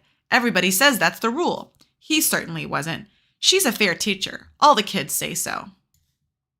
Okay, so now we have kids that are kind of on Miss Narwin's side, but still the truth is not fully being expressed, right? She can't even remember which day it was that the singing or humming actually happened, but she is the first person to say that it was humming and not singing.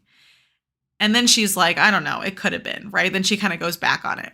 And this is like where people talk about like witness reports, right? Because like the further away you go from the incident, the less you actually remember and the more influential your memory is, or the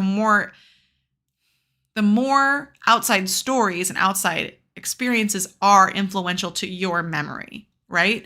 So like, that's the other thing about this is that Philip's story being told on national news and the newspaper and all the stuff around is also influencing other people's memory of the actual incident itself. So having these witness testimonies is maybe less helpful than Dr. Doane was actually hoping they would be. 12:30 p.m.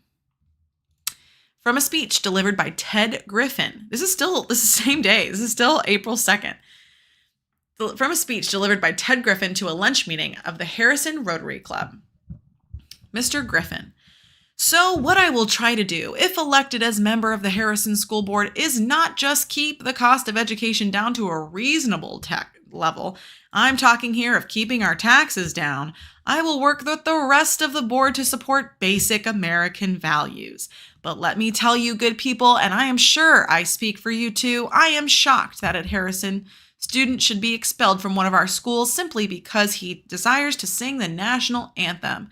Yes, my friends, it is true.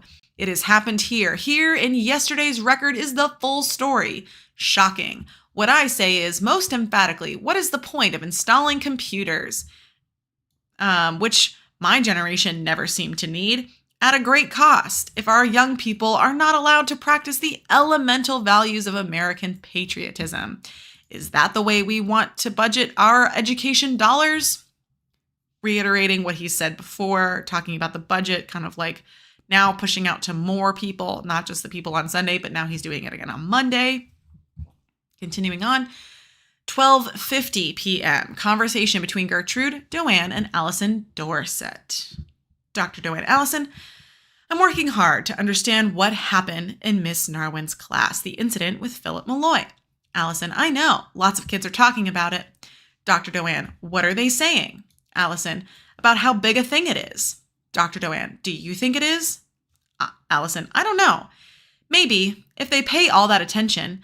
I mean, someone said the TV should be here. Dr. Doane, I hope not. Now, as I understand it, you are in Miss Narwin's homeroom class. Allison, I have English with her too. Dr. Doane, I'm talking about homeroom. Allison, I have her. Dr. Doane, so you were there all 3 times. Allison, Dr. Doane, tell me what you saw. Allison, well, Philip, he doesn't like Miss Narwin. Here we go.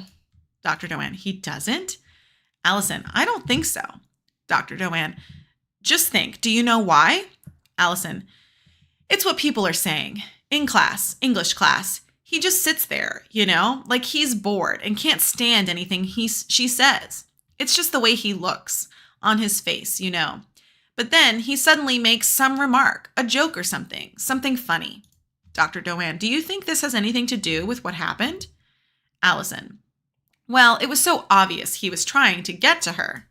Dr. Doane, what do you mean? Allison, get her mad. Dr. Noan, because he doesn't like her? Allison, he's been so moody lately. Those times in homeroom, I think he was doing it to get Miss Narwin in trouble. Dr. Doan, I wish you'd tell me more about that. Allison, well, he's been angry a lot lately. I go home on the same bus with him. The other day, I tried to sit next to him on the bus. He was looking all angry. I tried to talk to him. Dr. Doan, and? Allison, he got all angry, wouldn't talk to me. Dr. Doan, do you know why? Allison, that's the way he is. Dr. Doan, Allison, I appreciate your help. Allison, can I say something? Dr. Doan, of course. Allison, I like Miss Narwin. Dr. Doan, I'm glad. Your telling the truth can only help her. And it's interesting that most of these students that she's talked to so far like Miss Narwin. This is interesting too, though. Allison isn't necessarily sharing the truth. She's sharing her observations with her personal opinion behind them, right? So this is just what Allison thinks, right? I think Allison knows that Philip doesn't like Miss Narwin. I think it's obvious, like what she says. Like you can just tell when he's in class, like he's bored, and then he makes some silly remark. And then she assumes that he was doing this, humming the national anthem, as a way to get to her. And that's probably true. Allison is very perceptive. She's probably watching Philip. We know she likes him, but she also likes Miss Narwin. And especially when Philip dissed her on the bus, right? I tried to sit next to him on the bus and he got all angry. She's probably a little resentful to Philip now because he kind of rejected her because he was angry about not getting on the track team.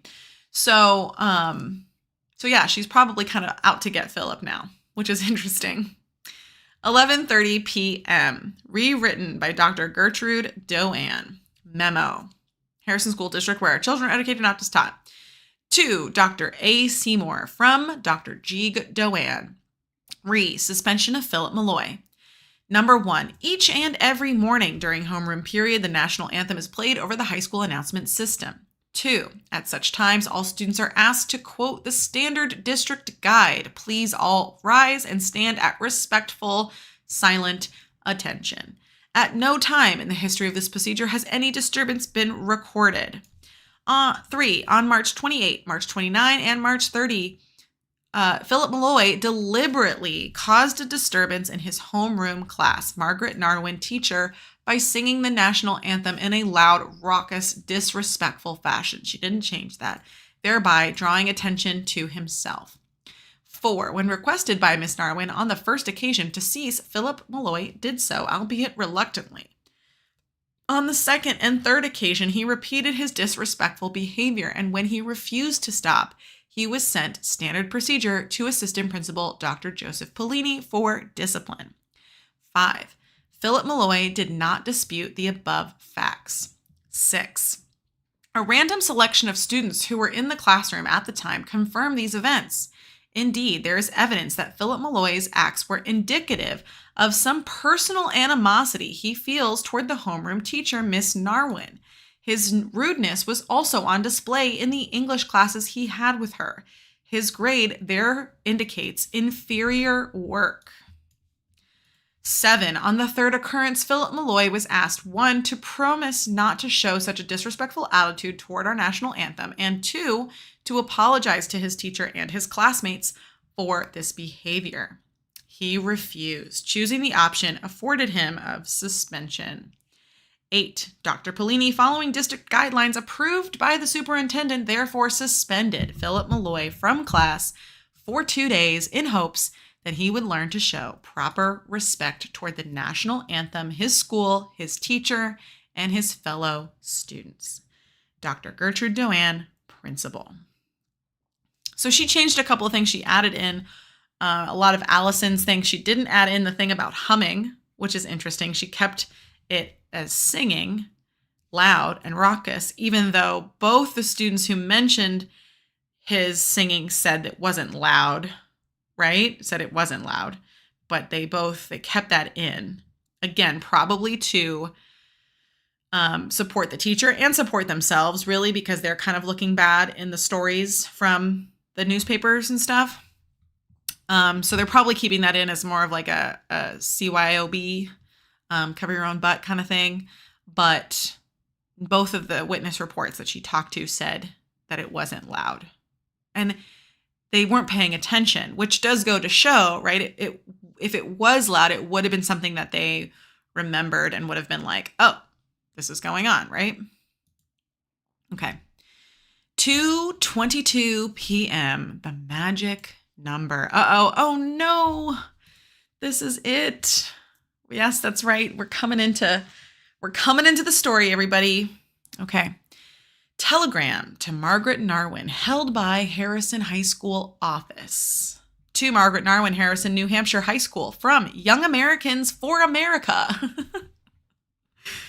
Oh, that's such a silly name, but I love it. On behalf of our membership, we strongly condemn your suppression of patriotism in the American school system. Sincerely, Jessica Whittington, Executive Secretary, Tampa, Florida.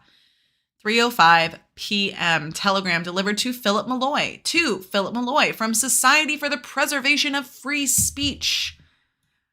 We applaud your defense of the freedom of speech in a public arena. One is never too young to fight for our constitutional rights, which are under constant assault from right-wing forces.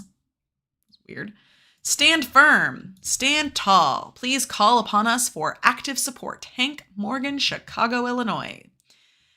3:15 p.m. Telegram delivered to Dr. Gertrude Doan. To Principal Harrison High. People like Margaret Marwin should be kicked out of teaching. Charles Elderson, Woodbank, North Carolina. 3:30 p.m. Written by Dr. Albert Seymour. Memo, Harrison School District. To Miss Gloria Harlan, Chairman School Board, from Dr. A. Seymour, re-suspension of Philip Malloy. Number 1. It is the practice in all Harrison schools that each and every morning during homeroom period, the national anthem is played over the announcement systems. It is a part of our general ongoing program of support for national American values. So true. Number 2, at such times, all students are asked to please all rise and stand at respectful silent attention. In past years, our desire for a dignified moment of patriotism has been firmly maintained. At no time in the history of the program has any disturbance been recorded. 3, on March 28, March 29, and March 30, Philip Malloy deliberately caused a disturbance in his homeroom class. Margaret Narwin, a teacher of 20 years standing. Wow, look at that. They're even like propping her up that much. I thought it was like 21 years that she was in the... By singing the national anthem in a loud, raucous, disrespectful fashion, thereby drawing attention to himself and away from the words. There are strong indications that he was acting out some personal animosity toward the teacher in question for reasons unknown. His school performance has been inferior. Oh, wow. His whole school performance has been inferior. That's really too bad. And again, okay, sorry. I'm stopping in the middle. I'm going to keep going. It has been suggested by Dr. Albert Seymour, by the way, that there may be problems in the home arena. Please note, however, that the law requires schools to keep such personal information confidential. This is interesting because Albert Seymour, the person who is writing this, is the person who suggested that there are problems at home. So he is inserting his opinion as if it were suggested by somebody else, which is something important to think about when you're reading these things, right? Like, you have to kind of read into that between the lines. Like, it has been suggested.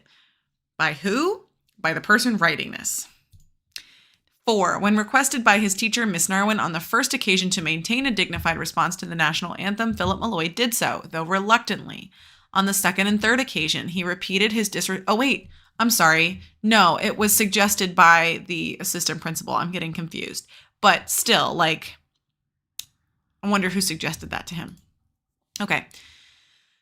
Philip Malloy did so, though, reluctantly. On the second and third occasions, he repeated his disrespectful acts, and when he refused to stop, he was, as a matter of course, sent to Assistant Principal Dr. Joseph Polini for discipline.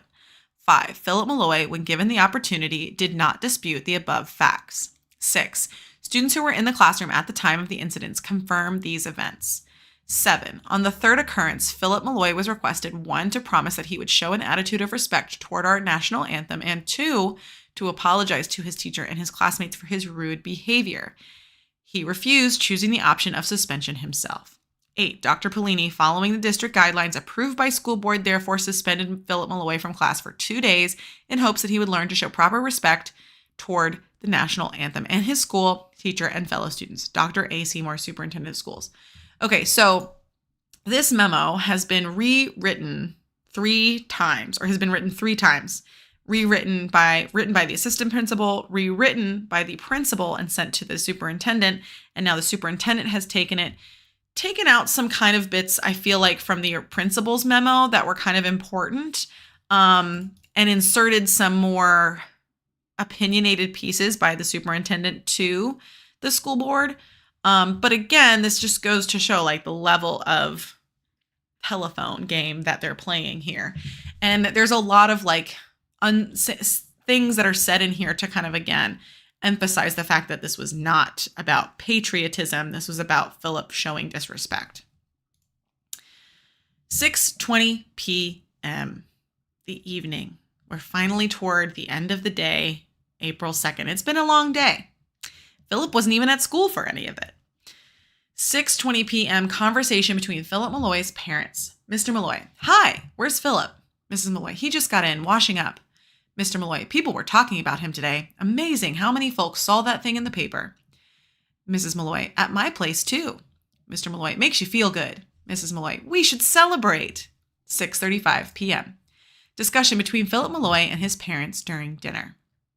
Mr. Malloy: Well, how do you feel? Philip: Okay. Mrs. Malloy: You should be pleased with yourself. Mr. Malloy: What do you think of that telegram? Philip: I don't know. Who are they? I've never heard of them before. Mr. Malloy: They've heard of you. You're famous. Philip: How? Mrs. Malloy: In the news, wasn't it? Philip: You think so? Mr. Malloy: Sure, just shows you one person makes a difference. One person standing up for what he believes in. Mrs. Malloy: I'm just so glad it's worked out all right, aren't you? Philip: I suppose. Mr. Malloy: What's the problem now? Philip: Be weird going back. What kids will say. Mr. Malloy: They'll be on your side. You said they all hated that woman. Just make sure you sing in the morning. People will look to that. Philip: I'll be in Mr. Lunzer's class. Mr. Malloy: You said he likes kids singing. Philip: Sort of. Mr. Malloy: I think you should go over and speak to Ted Griffin too. Philip: Why? Mr. Malloy: Someone at work heard him at some speech he gave, the school board thing. He mentioned this whole business. Philip: He did? Mrs. Malloy: And he brought in that reporter. Mr. Malloy: Come on, Philip. People are really on your side. Philip: I guess. 7:30 p.m. From a speech. Wow, he's really given a lot of these speeches. By Ted Griffin to a meeting of the Harrison Chamber of Commerce. Mr. Griffin: Before I get into my formal speech, I'd like to lead off. Put it right at the top of your thoughts with something that has happened here in Harrison, something that has disturbed me greatly. I am a great believer in basic American values. And let me tell you, good people, and I am sure I speak for you too, I am shocked that a Harrison student should be expelled. Oh my gosh, this is really escalated. I am shocked that a Harrison student should be expelled from one of our schools because he desires to sing the national anthem. Really, really making it seem like it's something bigger than it is. Yes, my friends, it is the truth. It has happened here. Here in yesterday's record is the full story. Shocking. What I say it is, most emphatically, what is the point of installing computers, which my generation never seemed to need, at a great cost, if our young people are not allowed to practice the elemental values of American patriotism? And to think, because this story, so I understand, this has been picked up by the national press, how shocking it is that this is the way our town of Harrison should come to be known. I should not be condoned. That's interesting, right? Like he changes it. He goes from suspended now. In his final speech, he says expelled, right? Which is a much bigger thing than being suspended, right? If you're expelled from school, you can't go back to that school nor any other school like in the district or state, depending on the level of expulsion. Sometimes you have to, if you're expelled, you have to be out of school for a year before you can apply to go back. 8:02 p.m. Phone conversation between Margaret Narwin and her sister, Anita Wingham. Miss Narwin, hello? Anita, Peg. Miss Narwin, Anita, yes, dear. What is it? What's the matter? Anita, Miss Narwin, what is it? Anita, I was just reading the evening paper, and right on page 1 is this story. It's the story about you. Miss Narwin, what are you talking about? Anita, it's right here. Miss Narwin, are you sure? Anita, absolutely sure. It must be everywhere. Miss Narwin, what does it say? Anita, I'll read it. It's so awful, Peg. It says, kicked out of school for patriotism. That's the headline. It's just one of those boxed stories, but it's on the front page. Harrison, New Hampshire, AAP, a 10th grader, was suspended from his local school because he sang the Star-Spangled Banner during the school's morning exercises. The boy, Philip Malloy, who wished to sing in the spirit of patriotism, was then forced to remain home alone since both his parents work. English teacher Margaret Narwin, who brought about the suspension, maintains the boy was making a nuisance of himself. Peg, I don't understand. Peg? Miss Narwin, Anita, but why? Miss Narwin, and this was in your newspaper? Anita, Peg, I'm holding it. Miss Narwin, dear God. Anita, it's not true, is it? Miss Narwin, no, none of it. Anita, but where does it come from? Miss Narwin, let me call you back in a few moments. 8:10 p.m. Phone conversation between Margaret Narwin and Dr. Gertrude Doane. Dr. Doane, yes, Peg, hello, how are you? Miss Narwin, Gert, Dr. Doane, Peg, are you all right? Miss Narwin, Gert, I just got a call from my sister in Florida about a newspaper story published there about this business. Dr. Doane, I know, Peg, I've already heard about it. Miss Narwin, but Dr. Doane, I just didn't see any point in upsetting you anymore. Miss Narwin, but why? Dr. Doane, I already received a call from some Midwestern reporter. There have been telegrams. Miss Narwin, telegrams? Telegrams are like old emails, you could say. Like, this is obviously before computers were standard. But yeah, basically like emails, telegrams. They're in paper format though. Dr. Doane, at school, I told the office to hold them. Peg, it's gotten out of hand. I don't know how. It seems there are these radio talk shows. Miss Narwin, I want to see them. What do the telegrams say? Dr. Doane, well, they believe that what the story says. And believe me, Peg, I know it's all a mistake. Miss Narwin, were they addressed to me personally? Dr. Doane, well, to me, and yes, some to you. But Miss Narwin, I want to see them. Dr. Doane, Miss Narwin, I don't understand any of this. Dr. Doane, Peg, I assure you, I have complete confidence in you. Miss Narwin, it's so monstrous. So, Dr. Doane, yes, I agree. Miss Narwin, my sister in Florida. Dr. Doane, Peg, we're just going to have to weather it out, and maybe you'll want to take the day off tomorrow. Miss Narwin, no, I can't give in to this. Dr. Doane, Peg, believe me, it will calm down. 10:33 p.m. from the diary of Philip Malloy. Weird day, not doing much. Got these telegrams from these people I've never heard of before. Talking about something I don't get. Folks all high. Be glad to be back in school. I hate sitting around.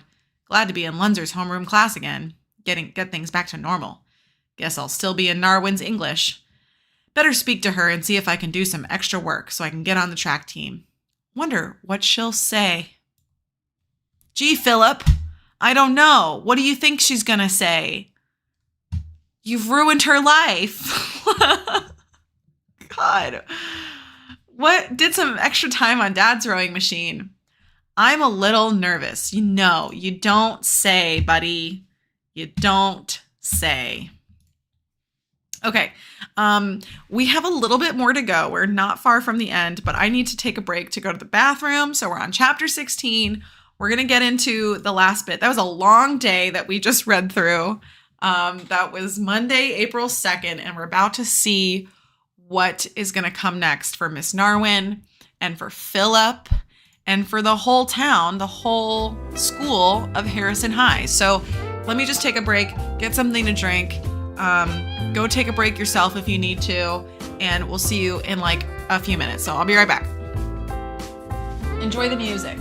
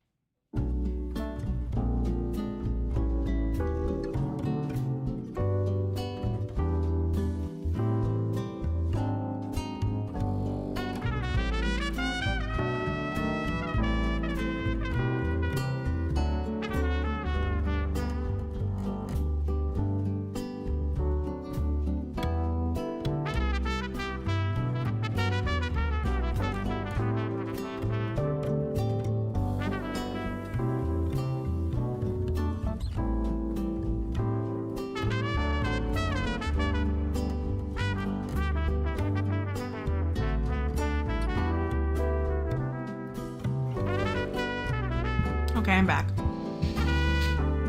Just had to take a couple bites of my fried rice. A little drink. Get us going. We're about to crush Miss Narwin's world, unfortunately. I hope you guys brought some tissues. I don't know how you feel if you're on Miss Narwin's side, but this is we're definitely here to make you feel bad for her. Because she's about to get hit with a bunch of really mean things. It's really too bad. It's really too bad for her. Okay. So, we're popping into it. We're popping back into it. Poor Miss Narwin. She's really doesn't see this coming. All right. 16, Tuesday. April 3rd, letter sent to Margaret Narwin. To Margaret Narwin. These days, there is so much to talk about young people and education. It seems to me that people like you who don't believe in patriotism cause the problems. You should find a better profession for your lack of ability. Linda Dorchester, Ann Arbor, Michigan. Letter sent to Margaret Narwin. Dear Margaret Narwin, as a teacher in the Dayton, Ohio school system for 10 years, I am dismayed and horrified that in this day and age, a colleague of mine should suspend a student from school for singing the national anthem. We suffer enough from unfair criticism. The profession does not need people like you who make it so hard for the rest of us. Carlton Haven, Dayton, Ohio. And this is interesting because it's from a fellow teacher, right? That's what makes it even more sad. Letter sent to Margaret Narwin. Margaret Narwin, I am a veteran who fought for this country and gave his blood, and I really hate people like you. Wow. Ouch. Dang. Like, you don't even know her, David. Like, calm down. Eugene, Oregon. Letter sent to Margaret Narwin. Margaret Narwin, surely you have something better to do with your classroom authority than attacking kids who express their love of our country. Certainly. Laura Jacobs, San Diego, California. 7:15 a.m., start of the day. Here we go. Conversation between Dr. Albert Seymour and Dr. Gertrude Doan in the superintendent's office. Dr. Doan, how many are there? Dr. Seymour, telegrams? 10, 15, I haven't counted exactly. I suspect more will be coming. Dr. Doan, this one's from Idaho. Incredible. Dr. Seymour, every one of them demanding we fire this Narwin woman. Dr. Doan, not this one. Dr. Seymour, well, the overwhelming majority. And I have had 12 calls at my home last night. Dr. Doan, from whom? Dr. Seymour, people in town, Gert. People who vote. They're outraged. Dr. Doan, and they believe that story? Dr. Seymour, I'm beginning to believe it. Dr. Doan, Al? Dr. Seymour, what do you expect me to do? Dr. Doan, support Peg Narwin. Dr. Seymour, a TV network wants to interview people. Dr. Doan, you're not going to let them. Dr. Seymour, no, protect the privacy of minors and all that stuff. Yeah, and all that stuff. From what I gather, talk show hosts, radio have picked the story up. The board wants me to issue a statement. Gert, I have an appointment with this Ted Griffin at 9:15. Dr. Doan, Griffin is running for board. Dr. Seymour, exactly. He's already made speeches about this business. Look, Gert, I'm sorry, but between you and me, quote me and I'll deny it, but I don't care about the board. That's not true. I can handle them, but the budget, I don't need to tell you. If we lose again, Dr. Doan, I know. Dr. Seymour, people scream if the kids are not educated. Then they scream if you ask for the money to do it. So true. Dr. Doan, I know. Dr. Seymour, I want to see the file on this Narwin woman. Dr. Doan, why? Dr. Seymour, I have to decide what to do. Dr. Doan, before your meeting with this Griffin? Dr. Seymour, exactly. When you get to your office, send one of the secretaries over here with it. Dr. Doan, Al? Dr. Seymour, Gert, my job is to make sure these kids get educated. Whatever it takes, send it. No, not true. Dr. Seymour is fronting hardcore for his assistant principal, for his subordinate. He cares about the school board. He does care about the school board. He cares because they have his job, like they could have his job. Additionally, he says it's his job to get the kids educated. And if that were true, then he would be doing more, I think, in my opinion. I feel like it is his job to get the kids educated, but I don't think he's like whatever it takes kind of guy. I think it's whatever he takes to keep his job is what it is. 7:30 a.m. Conversation between Philip Malloy and his parents during breakfast. Mr. Malloy, you don't have to be nervous about anything. You were right. The fact that they moved you out of that woman's class proves you were right. Philip, just homeroom. I have English with her. And he keeps repeating this over and over and over again. It's so obvious. It's so obvious that he doesn't want to be in her class. He doesn't want to be with her. It's not just about homeroom. It's so clearly obvious it's not just about homeroom. He keeps repeating it. Mrs. Malloy, I'm sure she won't give you any more trouble. Philip, it's just the other kids. Mr. Malloy, you said they hated her too. Philip, yeah. Mrs. Malloy, do you want me to drive you? Philip, no, I'm meeting Ken. Mrs. Malloy, you'll be fine. Mr. Malloy, you know how to make it work. Philip, no. Mr. Malloy, same as I've told you. Half your runs are won at the start. Head up, leap out of the blocks, show them what you can do. Philip, easy for you. Mr. Malloy, the only reason I didn't make it to the Olympics. Philip, I know. Mr. Malloy, biggest regret I've ever had was dropping out of college. Philip, you had to. Mr. Malloy, I suppose. Mrs. Malloy, Phil, you better go if you don't want to miss your bus. 7:40 a.m. Conversation between Philip Malloy and Ken Barchett on the way to the school bus. Philip Malloy, what's happening? Ken, nothing. What's with you? Philip, not much. We going to run this afternoon? Ken, can't. Philip, how come? Ken, got track team right after school. Coach told us it's going to be at least 3 hours. You really should have tried out. Man, you know that Polanski kid? Philip, Brian Polanski? Ken, right. Coach has him down for the 400. Philip, can't do anything. Ken, best we got. You could. Philip, sure. Ken, you mad at the coach or something? Philip, no, why? Ken, you should change your mind. Philip, about what? Ken, being on the team. Philip, yeah, I might. I got Mr. Lenzer for homeroom. Ken, you told me. Philip, want to know why I didn't go out for the team? Ken, okay. Philip, Narwin. Ken, what does she have to do with it? Philip, she almost flunked me in English. That meant I wasn't allowed to try out. This is the first time he has told anybody. Ken, then why are you mad at her? Philip, that why you mad at her? Philip, but I'm going to ask her if I can do extra work for credit. Ken, think she'll give it to you? Philip, I don't know. No reason she shouldn't. I'll ask. Yeah. Yeah, Philip. No reason she shouldn't give it to you. I don't know. There's no reason that she possibly has for not wanting to help you out in English class now. No reason at all. Ken, she might be mad at you. Wow, good job, Ken. Wow, Ken is very observant. Philip, if you just tell them you're sorry, that's all. Are you kidding? Are you joking? Is this this is where it gets to be I don't know. I think that there are students that are like this. I do. I think that there are students that are just very unaware. They're young, right? They don't understand what's going on with other people. And so they don't take it in. But he had this opportunity.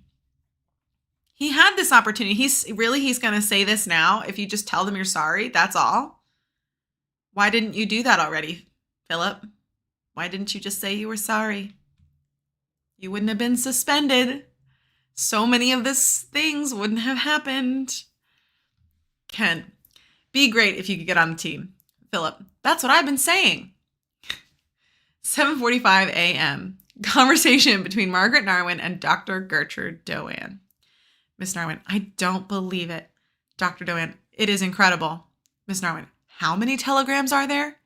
Dr. Doan, here? Miss Narwin, yes. Dr. Doan, almost 200. Miss Narwin, there will be letters. Dr. Doan, well, the superintendent's office put out a statement explaining the true situation. Miss Narwin, what did he say? Dr. Doan, Peg, you have to accept the idea that it's all a misunderstanding. Miss Narwin, easy for you to say. Dr. Doan, you can't blame yourself. Miss Narwin, I pleaded with Joe not to suspend him. Dr. Doan, I know you said that. We've issued a statement. I think it's good.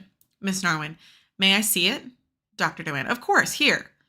What's the matter? Miss Narwin, this statement doesn't support me. Dr. Doan, Peg, it does. Miss Narwin, where? Dr. Doan, Peg, understand that. Miss Narwin, will the boy be in school today? Dr. Doan, I suppose. I need to tell you, I said no to some TV people. Miss Narwin, no, absolutely not. Dr. Doan, exactly. They can't come in without permission. Peg, do you want to take the day off? Miss Narwin, no, they'll come to my home. Dr. Doan, it's perfectly understandable. Miss Narwin, Gert, I don't understand. I don't. I've been teaching, Dr. Doan. People believe what they read. Miss Narwin, I have my class. Dr. Doan, Peg, as of this morning, I've moved Philip from your English class. He's with Mr. Keegan. So he finally got what he wanted. Miss Narwin, why did you do that? Dr. Doan, probably for the best. Miss Narwin, best for whom? Dr. Doan, for you, the boy. Miss Narwin, Gert, people will misconstrue. And she's right. Miss Narwin is right about this. Dr. Doan, we are trying to be even-handed. Miss Narwin, he's a student. I'm a teacher. Hands are not meant to be even. Dr. Doan, that's my decision. Okay, very interesting interaction here, right?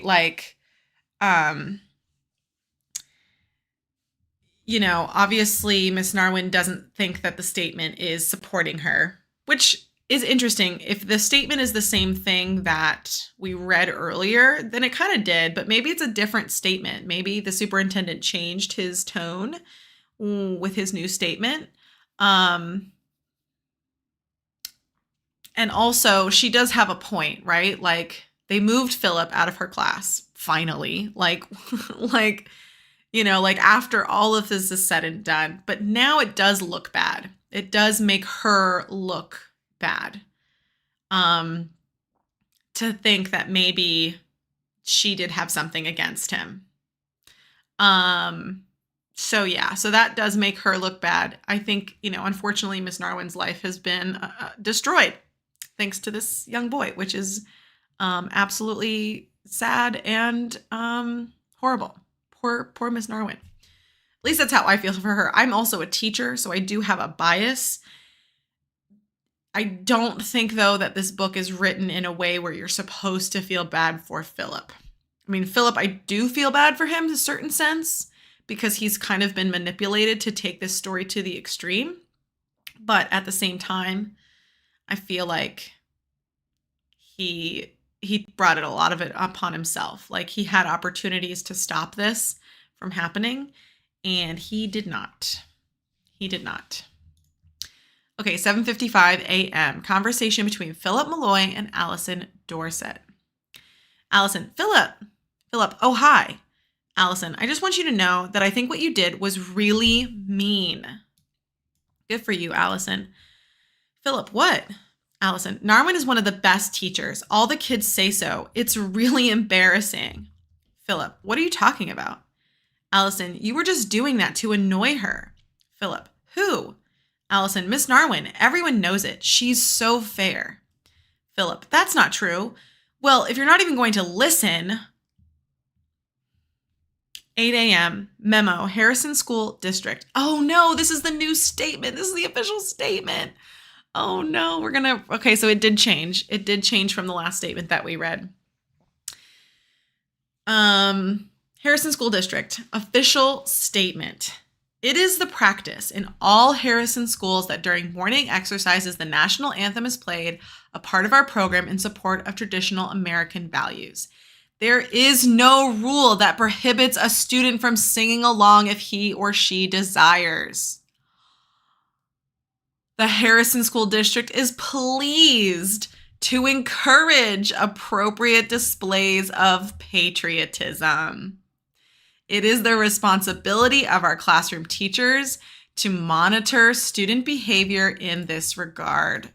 Ouch. Ouch. That is so bad. That it hurts so bad. Oh my gosh, they really went for Miss Narwin. They went for the jugular for sure. 8:03 a.m. Discussion in Bernard Lunzer's homeroom class. Oh, how far are we? Are we close to the end? No, we're not close to the end. We're almost close to the end, though. I feel like this is coming up, though. Okay, sorry. This is kind of like a deja vu moment. Maybe it is.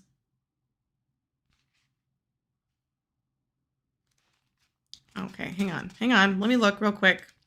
We read all that. Read that. Just read that.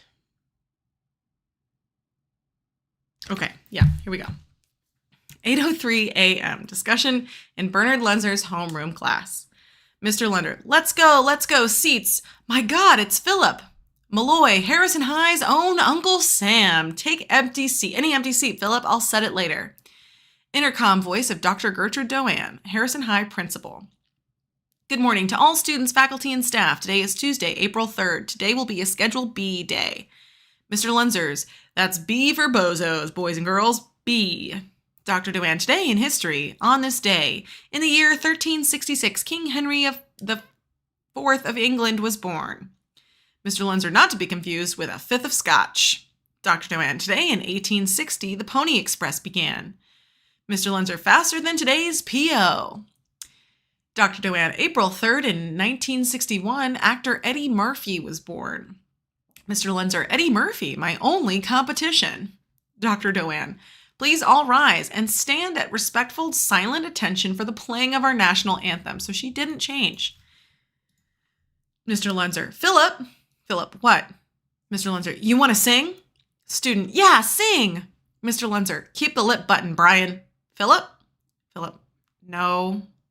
Mr. Lunzer. Okay. Just want to make sure your rights are protected. Okay, hang on. I want to do my thing again. Spangled. There we go. There it is. Okay.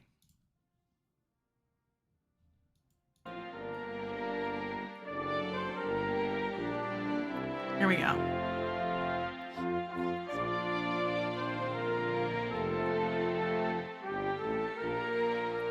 Mr. Lunzer. You sure, Philip? Philip. Yeah.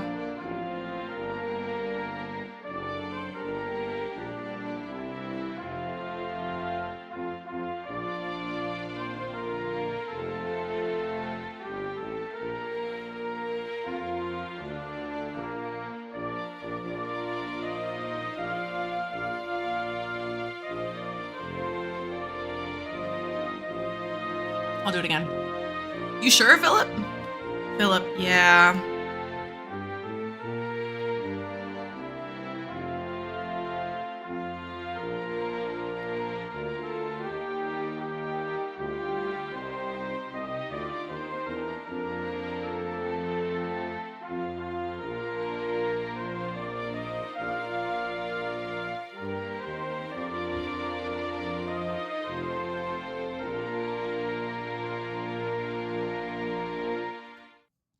"8:15 a.m. Phone conversation between Dr. Gertrude Doan and Robert Duvall, reporter, the St. Louis Post-Dispatch." Mr. Duvall. But that's just it. I've heard your superintendent's statement. Dr. Doan. Mr. Duvall, I'm trying to run a school here with more than 400 students. Mr. Duvall. Well, ma'am, I spoke to your local reporter, the woman who broke the story, Miss Stewart. She gave it to me. Would you like me to quote from the statement? Dr. Doan. Mr. Duvall, I know what it says. Mr. Duvall. Now, it's not exactly in support of your Miss Narwin, is it? Would you agree? Dr. Doan. Mr. Duvall, I really don't think there's anything more to say. Mr. Duvall. What I'm hearing, ma'am, is that you're not altogether happy with the statement. Dr. Doan. I did not say that. Mr. Duvall. I understand. But wouldn't this teacher, this Miss Narwin, like her side of the story set out? Dr. Doan. I can't speak for her. She's a fine person who... Mr. Duvall. Dr. Doan, I hope I can understand your conflict. But if I'm understanding this correctly, there's something like a shift going on here against the teacher. Now, I don't have to go through you. I could approach her. Dr. Doan, why are you so interested? Mr. Duvall, I sense there's something more here. I'm not even sure what. I confess that it interests me. I sure would appreciate your cooperation. Dr. Doan, I would have to ask her. Mr. Duvall, I understand, but I'm prepared to fly east right away. Dr. Doan, give me your number again. Mr. Duvall, sure thing. So there is someone who cares about Miss Narwin's side of the story, but does anybody else care about her side of the story? 8:16 a.m. Conversations between Philip Malloy and students in the hallway on the way to first class. Todd Becker. Hey, Philip, what's happening, man? Philip, nothing. Todd, you gonna have a press conference? Philip, get off. Joseph Crippins. Look out, here comes Uncle Sam. That's what Mr. Lunzer called him. Amy Dever. What's it like to be famous? Susan Fowler. Newspapers and all. Philip, come on, I have to get to class. Joseph. Let the big man go. Jason Marks. Hey, Philip, how come you went after Narwin? Todd Becker said it's because you were failing English. That true? Philip, I have class. Joseph. Just let Uncle Sam go. Letter sent to Philip Malloy. Dear Philip, we support your defense of America. Keep on singing. We all join in. Roland Marchad, Red Oak, Iowa. Letter sent to Philip Malloy. Dear Philip, we, Miss Harbor's 4th grade class at the Robert Fulton School, like to sing the Star-Spangled Banner too. You can come to our school, Miss Harbor's 4th grade class, Robert Fulton School, Brooklyn, New York. Telegram delivered to Philip Malloy. To Philip Malloy. American Legion Post number 16 of Newport, Rhode Island. Salutes you for your defense of American values. Fight the good fight. Thumbs up. 9:20 a.m. Conversation between Dr. Albert Seymour, Ted Griffin, and candidate Harrison School Board. Dr. Seymour, Mr. Griffin, nice to meet you. Come right in. Mr. Griffin, thank you. Thank you very much. Dr. Seymour, can I get you some coffee? Mr. Griffin, no thanks. Dr. Seymour, looks like we're finally getting some decent weather. Mr. Griffin, absolutely. Dr. Seymour, look, Mr. Griffin. Mr. Griffin, call me Ted. Dr. Seymour, fine. Ted, I'm Al. Now, aside from wanting to get to meet you, Ted, I've heard you speak a couple of times, was very interested in what you had to say. I thought it would be a good idea, generally, to meet you and sort of talk things over. Mr. Griffin, Al, I appreciate that. Dr. Seymour, now, what we've got here, well, the media, they never pay attention to us unless something bad. Mr. Griffin, right. I never trust anything that's in print. Okay, he's just saying this. He's just saying it. Dr. Seymour, exactly. The bottom line. But we've got these elections coming up. Budget, Mr. Griffin, and the board. Dr. Seymour, exactly. I have a policy. I strongly believe in this, that I'm prepared to work with anyone who's on the board. The people's voice, that sort of thing. And we all want the same thing. Mr. Griffin, educating the kids. Dr. Seymour, exactly. We share that. But the budget thing, Mr. Griffin, we have to keep costs down. Dr. Seymour, absolutely. But Ted, I'll be frank with you. All this publicity, negative publicity, isn't working, won't do us any good. Mr. Griffin, I understand. Dr. Seymour, and you understand that first budget was tight and this second one to the bone. Get any closer and we're scooping marrow. And I understand no one wants to pay a cent more, but without that budget, education is in big trouble here in Harrison. Mr. Griffin, people want to hold the line on taxes. Dr. Seymour, I sympathize. I pay taxes too. But again, to be frank, there's been a real misunderstanding regarding this national anthem thing. It doesn't help. Mr. Griffin, very disturbing. Dr. Seymour, exactly. It is. Let me share some of the facts with you. Mr. Griffin, that's all I'm looking for. Dr. Seymour, I appreciate that. What the media has done is confuse certain things. Mr. Griffin, something is confused. Dr. Seymour, exactly. First, though, let me tell you, so you're quite clear, that we have no rule against singing the national anthem. Never have had, never will, not as long as I'm superintendent. Mr. Griffin, but the boy was suspended. Dr. Seymour, just getting to that. What I suspect here, we've got a personal problem. Mr. Griffin, the boy? He seems... Dr. Seymour, now Ted, I'm speaking in confidence. Uh-oh. Mr. Griffin, sure. Dr. Seymour, then we understand. Ted, it's not the boy. It's the teacher. Oh, no. Oh, I forgot to test this. Oh, well. It's the teacher. That's not nice. Mr. Griffin, this Narwin gal? Dr. Seymour, exactly. Mr. Griffin, well, I thought, between you and me, what kind of problem? Dr. Seymour, okay, let me quote from a letter she wrote. This was to her principal just a few weeks ago. I can't give you a copy, you understand, privacy and all. Mr. Griffin, I understand. Dr. Seymour, but I can read a part of it to you so you can understand what I'm up against. Uh-oh. They're using her words against her. This is so bad. Mr. Griffin, sure, go on. Dr. Seymour, she says, this Narwin woman, yes, here now, I'm quoting her. The truth is, I feel that sometimes, get this, I'm a little out of touch with contemporary teaching, and just as important, the students who come before me. In other words, she's been around, what can I say, since history began. Mr. Griffin, oh boy, you've got a problem there. Tenure. Dr. Seymour, exactly. The question is, what are you and I going to do about it? And this is politics, right? This is it. This is politics. We don't want to blame the kid because Ted Griffin obviously has this connection with Philip and his parents. So we're blaming the teacher. And we're going to take the teacher out of it. Too bad. 12:30 p.m. Lunchroom conversation between Philip Malloy and Todd Becker. Todd, You don't have to sit alone, you know. Philip, I'm okay. Todd, can I sit? Philip, suit yourself. Todd, what's happening? Philip, nothing. Todd, that true you're going to be on TV? Philip, who told you that? Todd, Susan Vogel. Philip, no way. Todd, but you're famous, right? All that newspaper stuff? Philip, what'd you come over here for? Just to tease me? Todd, just trying to be friendly. Philip, yeah, sure. Stuff it. Todd, suit yourself. This was his friend. Philip and Todd were friends. Like, they worked out together. They were training for track. And now he's like, Todd's getting on his nerves and trying to like, and he seems like it's like, you only care about this whole famous thing, right? Okay, let's keep going. 12:35 p.m. Faculty lunchroom conversation between Margaret Narwin and Mr. Benson. Mr. Benson, you okay, Peg?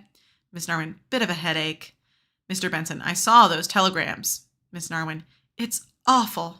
Mr. Benson, yeah, well, it's a crazy world. Who's that guy who said everybody will be famous for a few minutes? Miss Narwin, Andy Warhol. I really can't stand this. Mr. Benson, I know. A lot of people upset, that's for sure. Miss Narwin, what do you mean? Mr. Benson, I must have had 10 calls last night saying neighbors, a couple of family people asking, is it true? I told them, look, it wasn't anything like that you didn't mean for it to happen that way. Miss Narwin, what do you say I meant? Mr. Benson, you know, some personal thing happens all the time. Miss Narwin, that's not what it was. The boy was being rude. Mr. Benson, okay, Peg, I know that, but no one expected, all this. What people are saying. We'll never get our budget. Miss Narwin, I really don't want to talk about it anymore. Mr. Benison, now wait a minute, Peg, don't go off. See, now everybody's believing the story. The official statement came out from the school. Now everyone's against Miss Narwin.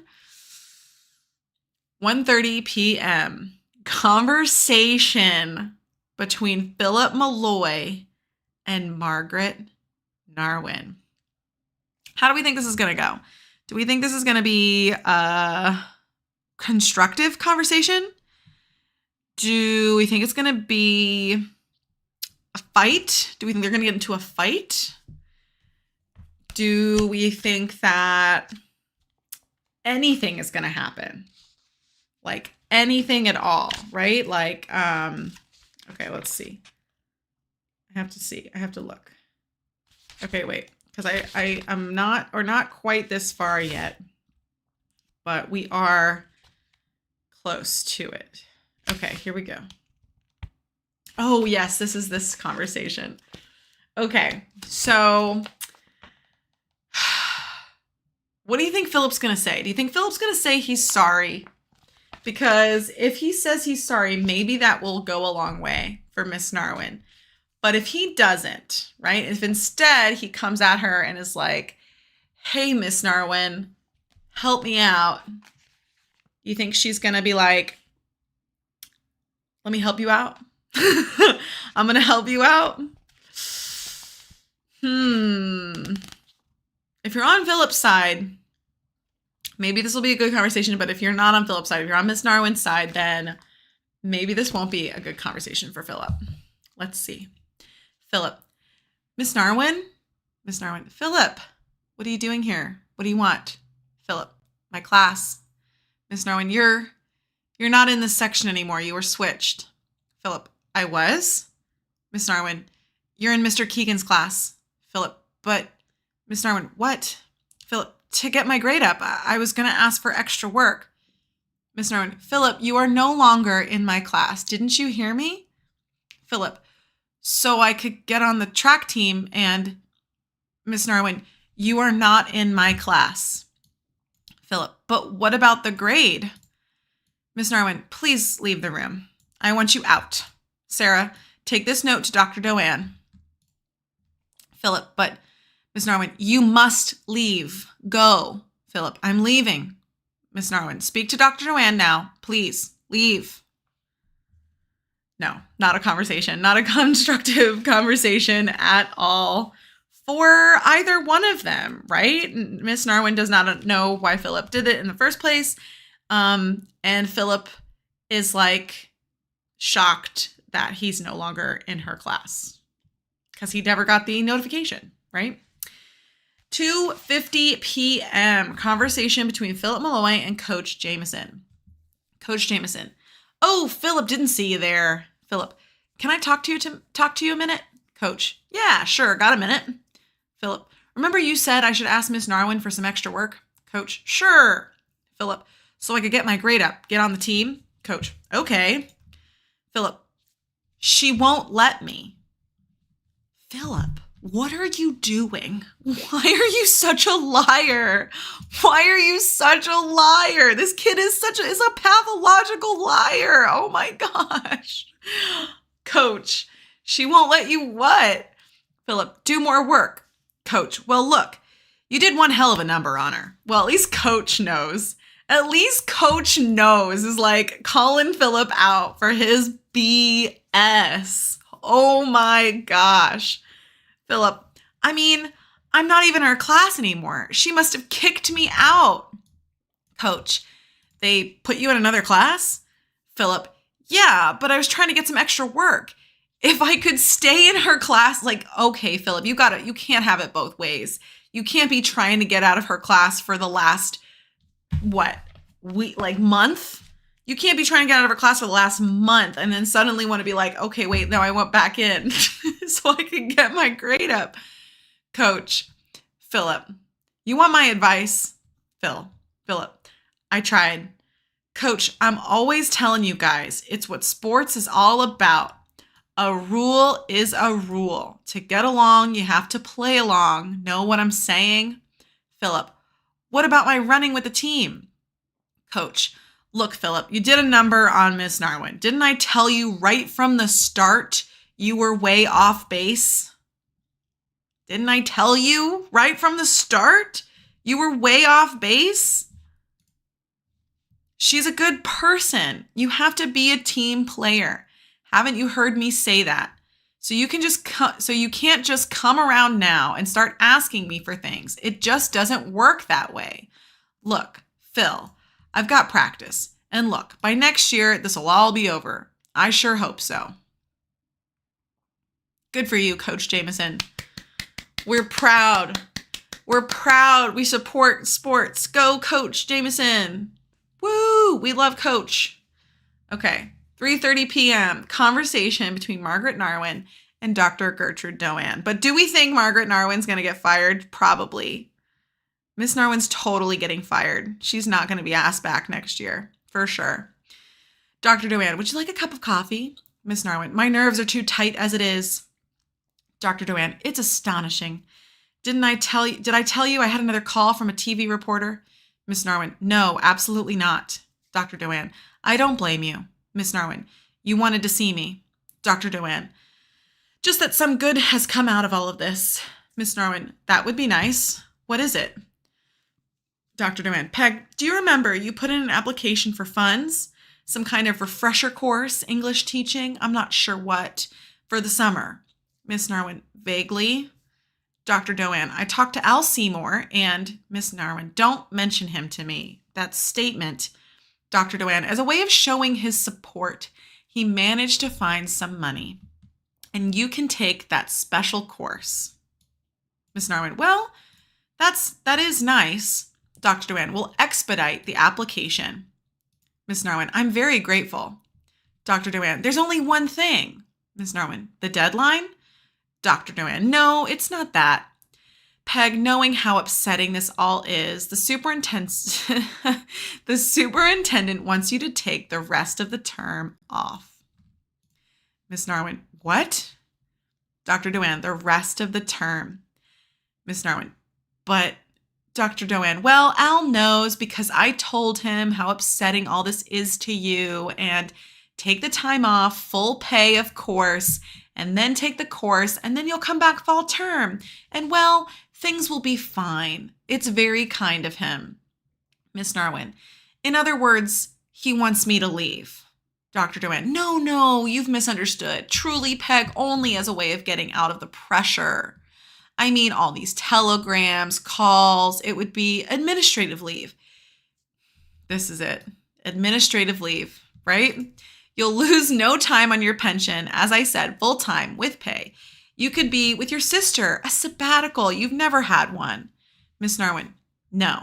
Dr. Dewan, Peg, you have to see it from our side. Miss Narwin, aren't we on the same side? Dr. Dewan, that's not the point. Miss Narwin, what is the point? Dr. Dewan, Peg, Al is deeply worried about our budget. And that's what it comes down to. Politics and money. That's what it comes down to. This is so interesting because Dr. Dewan was like full support of Miss Narwin. And now that the superintendent's like coming down to be like, actually, no, we are not on her side anymore. Like you can't be on her side anymore. 6:30 p.m. Conversation between Philip Malloy's parents. Mr. Malloy, hey, where's Philip? Mrs. Malloy, up in his room. Mr. Malloy, these telegrams, incredible. Mrs. Malloy, he's very upset.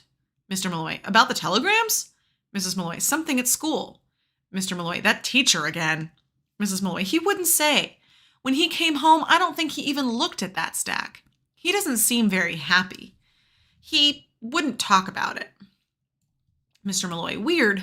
Mrs. Malloy, I almost thought he was going to start crying. Mr. Malloy, crying? Mrs. Malloy, maybe you could talk to him. Mr. Malloy, sure. Mrs. Malloy, dinner will be ready in 20 minutes. Mr. Malloy, I'll talk to him. Mrs. Malloy, hun? Mr. Malloy, what? Mrs. Malloy, my sister called. Mr. Malloy, from Conover? Mrs. Malloy, she said Philip could go to school in their district. Mr. Malloy, that's absurd. Mrs. Malloy, maybe it isn't. Maybe this is too much. Mr. Malloy, Susan. Mrs. Malloy, just a thought. 6:45 p.m. Phone conversation between Margaret Narwin and her sister, Anita Wingham. Anita, Peg, I'm shocked. With Miss Narwin, well, you can imagine how I felt. The dishonesty of it. And from Gertrude of all people, I still find it impossible to believe. Anita, but what are you going to do? Miss Narwin, Anita, I don't know. I truly don't know. 6:50 p.m. Conversation between Philip Malloy and his father. Mr. Malloy, Philip, I want you to open the door so we can talk. Philip, I don't want to talk. Mr. Malloy, what happened in school? Philip, nothing. Mr. Malloy, look, dinner will be ready in 5 minutes. Philip, I'm not hungry. Mr. Malloy, then what are you going to do? Philip, I don't know. 8:30 p.m. From a speech delivered by Ted Griffin to a meeting of the Harrison Downtown Association. Mr. Griffin, that I can be a forceful, productive member of the board is clear. It was I who made public this sad story regarding a boy who was removed from class merely because of his desire to express patriotism. Even though I'm not yet a member of the board, I was able to meet with Superintendent Seymour, who has, I assure you, my deepest respect, and discussed in a calm, rational fashion what might be done. When it became clear that the problem was not with the policy itself, but with the misguided judgment of a particular teacher, a teacher out of touch with Harrison values, a solution was worked out that is equitable to all and preserves the good name of our community. The boy is back in class where he belongs and wants to be. The teacher in question will get a needed refresher course on our values and return to her duties next year better able to teach. Our community will support just these kinds of productive compromises, and therefore I urge all of you on April 5th to support the school budget proposal set before the new voters. That's what happened. That's it. It is a thoughtful budget. Let me make this perfectly clear. The budget is fiscally prudent, and I, for one, support it. So they made a deal. They made a political deal to get the budget cleared. And this is how you know that they're lying about wanting kids to be educated. Because the teacher is not in the classroom, and Philip now his wishes, his dreams just vanished in a cloud of smoke, and it all was for politics. 8:50 p.m. Let this be a lesson. From the diary of Philip Malloy. Things stink, and it's all so unfair. Nobody takes my side. They all think Narwin's great. Nobody pays any attention to what she did to me. Coach Jameson won't let me on the team. I hate that school. 9:30 p.m. Still not taking responsibility. Philip, still not taking the responsibility that of what he did, of how he, kind of spread this misinformation. And he ruined not only Miss Narwin's life, but his own dreams. I mean, he's not allowed on the track team now. Like, he didn't get what he wanted. He's not going to the Olympics. Nothing he wanted happened. And here he is, still blaming Miss Narwin, the teacher. Phone conversation between Margaret Narwin and Robert Duvall, reporter. Maybe this is a happy ending? Miss Narwin, I really don't wish to talk about it. Mr. Duvall, ma'am, Miss Narwin. It seems to me, from what I've come to understand about you and what happened, that the original story does not make a great deal of sense. For instance, at one point, Dr. Doan, your principal, told me you were one of the district's best teachers. Miss Narwin, did she? Mr. Duvall, yes, ma'am, she did. Miss Narwin, I'm not so sure she would still say so. Mr. Duvall, what do you mean? Miss Narwin, Mr. Duvall, Miss Narwin, I am truly interested in getting out your story. It's been awfully one-sided. Miss Narwin, that's certainly true. People seem to believe that this boy is rather special. Nobody seems to want to pay any attention to what actually happened. And I've been asked to resign. Dr. Duvall, by whom? Miss Narwin, the school, the district. Dr. Duvall, Miss Narwin, I'm prepared to fly out and talk to you. I really do think there's something important here.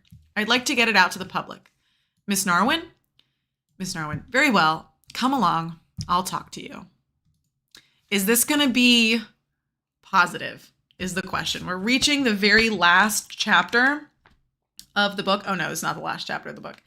Is it the second to last chapter of the book? No, we've got 2 more chapters, but the last chapter of the book is very short.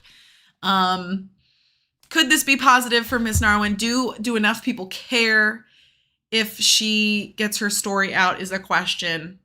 That's the real question here. 17, Wednesday, April 4th, one day before the budget election. 7:20 a.m. Phone conversation between Margaret Narwin and Dr. Gertrude Doan. Dr. Doan, yes, Peg. Miss Narwin, I won't be coming in today. Dr. Doan, oh. Miss Narwin, I'm too exhausted. Dr. Doan, I think that's wise. Miss Narwin, I need time to think. Dr. Doan, you do that. No problem here. We'll get a substitute. That's never how they act. Except in this kind of circumstance, probably. But usually getting a substitute is a lot harder of a situation. Emergency lesson plans would need to come out from Miss Narwin. Emergency lesson plans. 7:30 a.m. Conversation between Philip Malloy and his parents at breakfast. Philip, no way I'm going to school. Mr. Malloy, why? Philip, I just won't. Mrs. Malloy, Philip, you must tell us. Has that teacher done something else? Philip, I'm not in her classes anymore. Mr. Malloy, but look at all these telegrams. Everybody says you did the right thing. Philip, I'm not going. Mr. Malloy, Philip, you must go. Philip, I'll go to another school. You said there was a private school. Mrs. Malloy, but Mr. Malloy, oh, sure, go to a private school. The only money we've got is the money we've been putting aside for your college. Philip, I could go up to Aunt Becky's. We could move. Mr. Malloy, that's ridiculous. Look, it's clear something has happened. If we don't know, how can we help you? Philip, the kids hate me. Mr. Malloy, why? Philip, I'm not going. Mr. Malloy, Philip, you will go. 7:40 a.m. Conversation between Philip Malloy and Ken Barchett on the way to the school bus. Philip, what's happening? Ken, nothing. What's with you? I thought maybe you weren't going to school. Philip, my folks. Ken, did you hear what Allison and Todd were planning to do? Philip, no, what? Ken, they want to get a petition going to get you to say you were wrong. Philip, no way. Ken, and you know who gave them the idea? Philip, no. Ken, Coach Jameson. Heck yeah, Coach Jameson. Heck yeah. Good job, Allison Todd. Good job, Coach Jameson. Get it? Is it going to help? Is it going to make Philip change his mind? Absolutely not. Philip, you kidding? Ken, that's what Brian told me. Want me to start another petition to get Narwin to apologize? Or we could get you to sing together. Be boss. And then Ken's going to be on his side. Philip, would you stop bugging me? Ken, hey man, can't you take a joke? Philip, forget it. Ken, hey, come on, Phil, where are you going? I was just kidding. 8:55 a.m. Conversation between Philip Malloy and his mother. Philip, I just want you to know I'm home. Mrs. Malloy, home? Why? Philip, I told you I'm not going to school. Not that school. Mrs. Malloy, well, stay home today. That's okay. We'll talk it out when I get home. Philip, just don't tell Dad, will you? Mrs. Malloy, okay. 10:55 p.m. Conversation between Philip Malloy's parents. Mrs. Malloy, Ben, he refuses to go back. Mr. Malloy, I've never heard of anything so crazy. He won, but he acts as if he lost. Because he did. He did not get what he wanted. Mrs. Malloy, he says he'll just wait till we're out of the house and then come home. Mr. Malloy, of it all. Mrs. Malloy, he has to go to some school. Mr. Malloy, right. Mrs. Malloy, I'm going to call Washington Academy. Mr. Malloy, that's his college money. Mrs. Malloy, or should I call my sister? 12:30 p.m. Wait a minute. The timing does not make sense. Wait a minute. 12:30 p.m.? Wait a minute. Is this happening? This should have happened after. Right?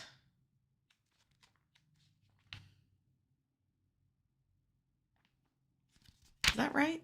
I guess it is. Okay, well, whatever. Conversation between Margaret Narwin and Robert Duvall, reporter. Mr. Duvall, Miss Narwin, how do you see what has happened? A summary. Miss Narwin, I think. And that boy, Philip Malloy, for reasons I'll never learn, decided to insult me, his classmates, and as far as that goes, the national anthem. Yes, I sent him from my room, but it wasn't I who sent him home. I objected to that. Objected strongly, yet I've been blamed for his suspension. It is I who has been asked to resign. Mr. Duvall, resign? Miss Narwin, they say it's a leave, but Mr. Duvall, I'm not stupid. Naive, perhaps, but not stupid. I should be in school right this moment, teaching my students, teaching them the literature that I love, that they desperately need. Who else will give it to them? But where am I? I'm home, surrounded by letters and telegrams, too, from people, perfect strangers who know nothing about me, who hate me. The post office brought a sack of letters this morning. That's why I'm talking to you. I'm trying to defend myself. Mr. Duvall, as I see it, I've been working hard as a teacher for 21 years. I've been a good teacher. Ask my principal if that's not so. Do you know, she was once my student? Mr. Duvall, is that right? Miss Narwin, oh yes, one of the brightest. But did anyone outside ever stop and notice those years of good teaching? Did they write a story about that? No, because they don't care. That's not what people are interested in. Do you know, I feel like I've been mugged, assaulted. Mr. Duvall, by whom? Miss Narwin, I wish I knew. Mr. Duvall, ma'am, do you think there's some reason that this has happened? Miss Narwin, reason? Mr. Duvall, I keep wishing there was a reason. No reason at all. Mr. Duvall, do you have any idea what you will do about it? Miss Narwin, I told you, I'm thinking of resigning. She's thinking of resigning, like fully, like not just taking leave, but like leaving the school. Sad. Second to last chapter. Here we go. Oh, it's the budget. We're going to find out what the budget is. Okay. 18, Friday, April 6th. Report from the Manchester Record on school elections. Harrison School elections. Final results. Vote for the budget. In favor, 645. Against, 1,784. Budget defeated. Oof. That's rough. That is a large margin of people who did not want that budget passed. They don't want their taxes rising. They don't want their taxes rising.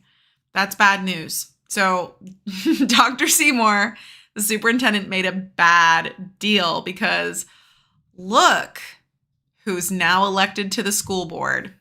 He got what he wanted. The following were elected to the Harrison School Board for 3-year terms: Susan Eagleton, Ted Griffin, Gloria Haviland, Ernest Johnson, Crawford Wright. Percentage of eligible voters casting ballots, 22%. Even with all of that going on, all the publicity of this school board national anthem, American stuff, only 22% of voters came out to vote for the school board elections and the budget. Yeah. So what does that show you? Nothing. Didn't work. Didn't do any good to anyone, literally. Not to Miss Narwin, not to Philip, it only did good. The only person that actually came out from this was Ted Griffin. He is the only person that came out from this whole thing with the thing that he wanted, the politician. Wow, Avi.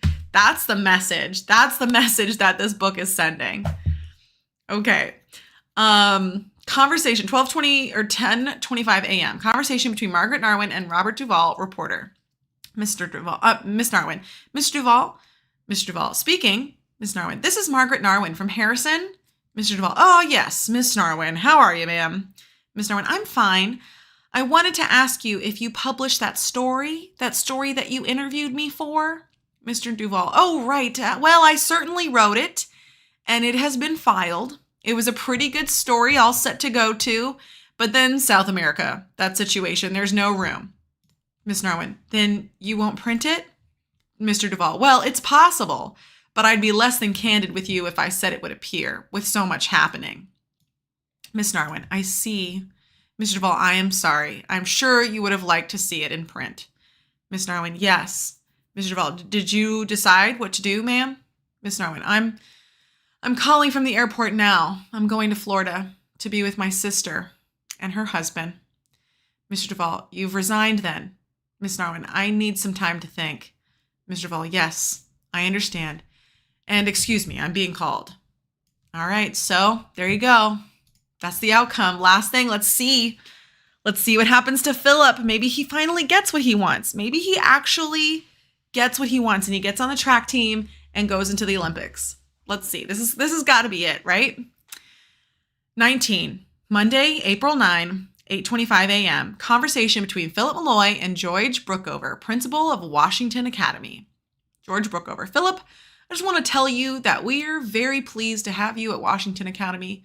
We do know a good bit about you. You're pretty famous. Philip, yes, sir. George, we like what we hear. Anyway, we're all pretty much a family at Washington. I'm sure you'll make new friends. Philip, yes, sir. George, you'll be in Miss Rooney's class. You'll find her a good teacher. I'm sure you'll do just fine. Have you any interest in sports? Philip, track. George, well, we don't have a track team here at Washington. Oh, that sucks. There's never been enough interest.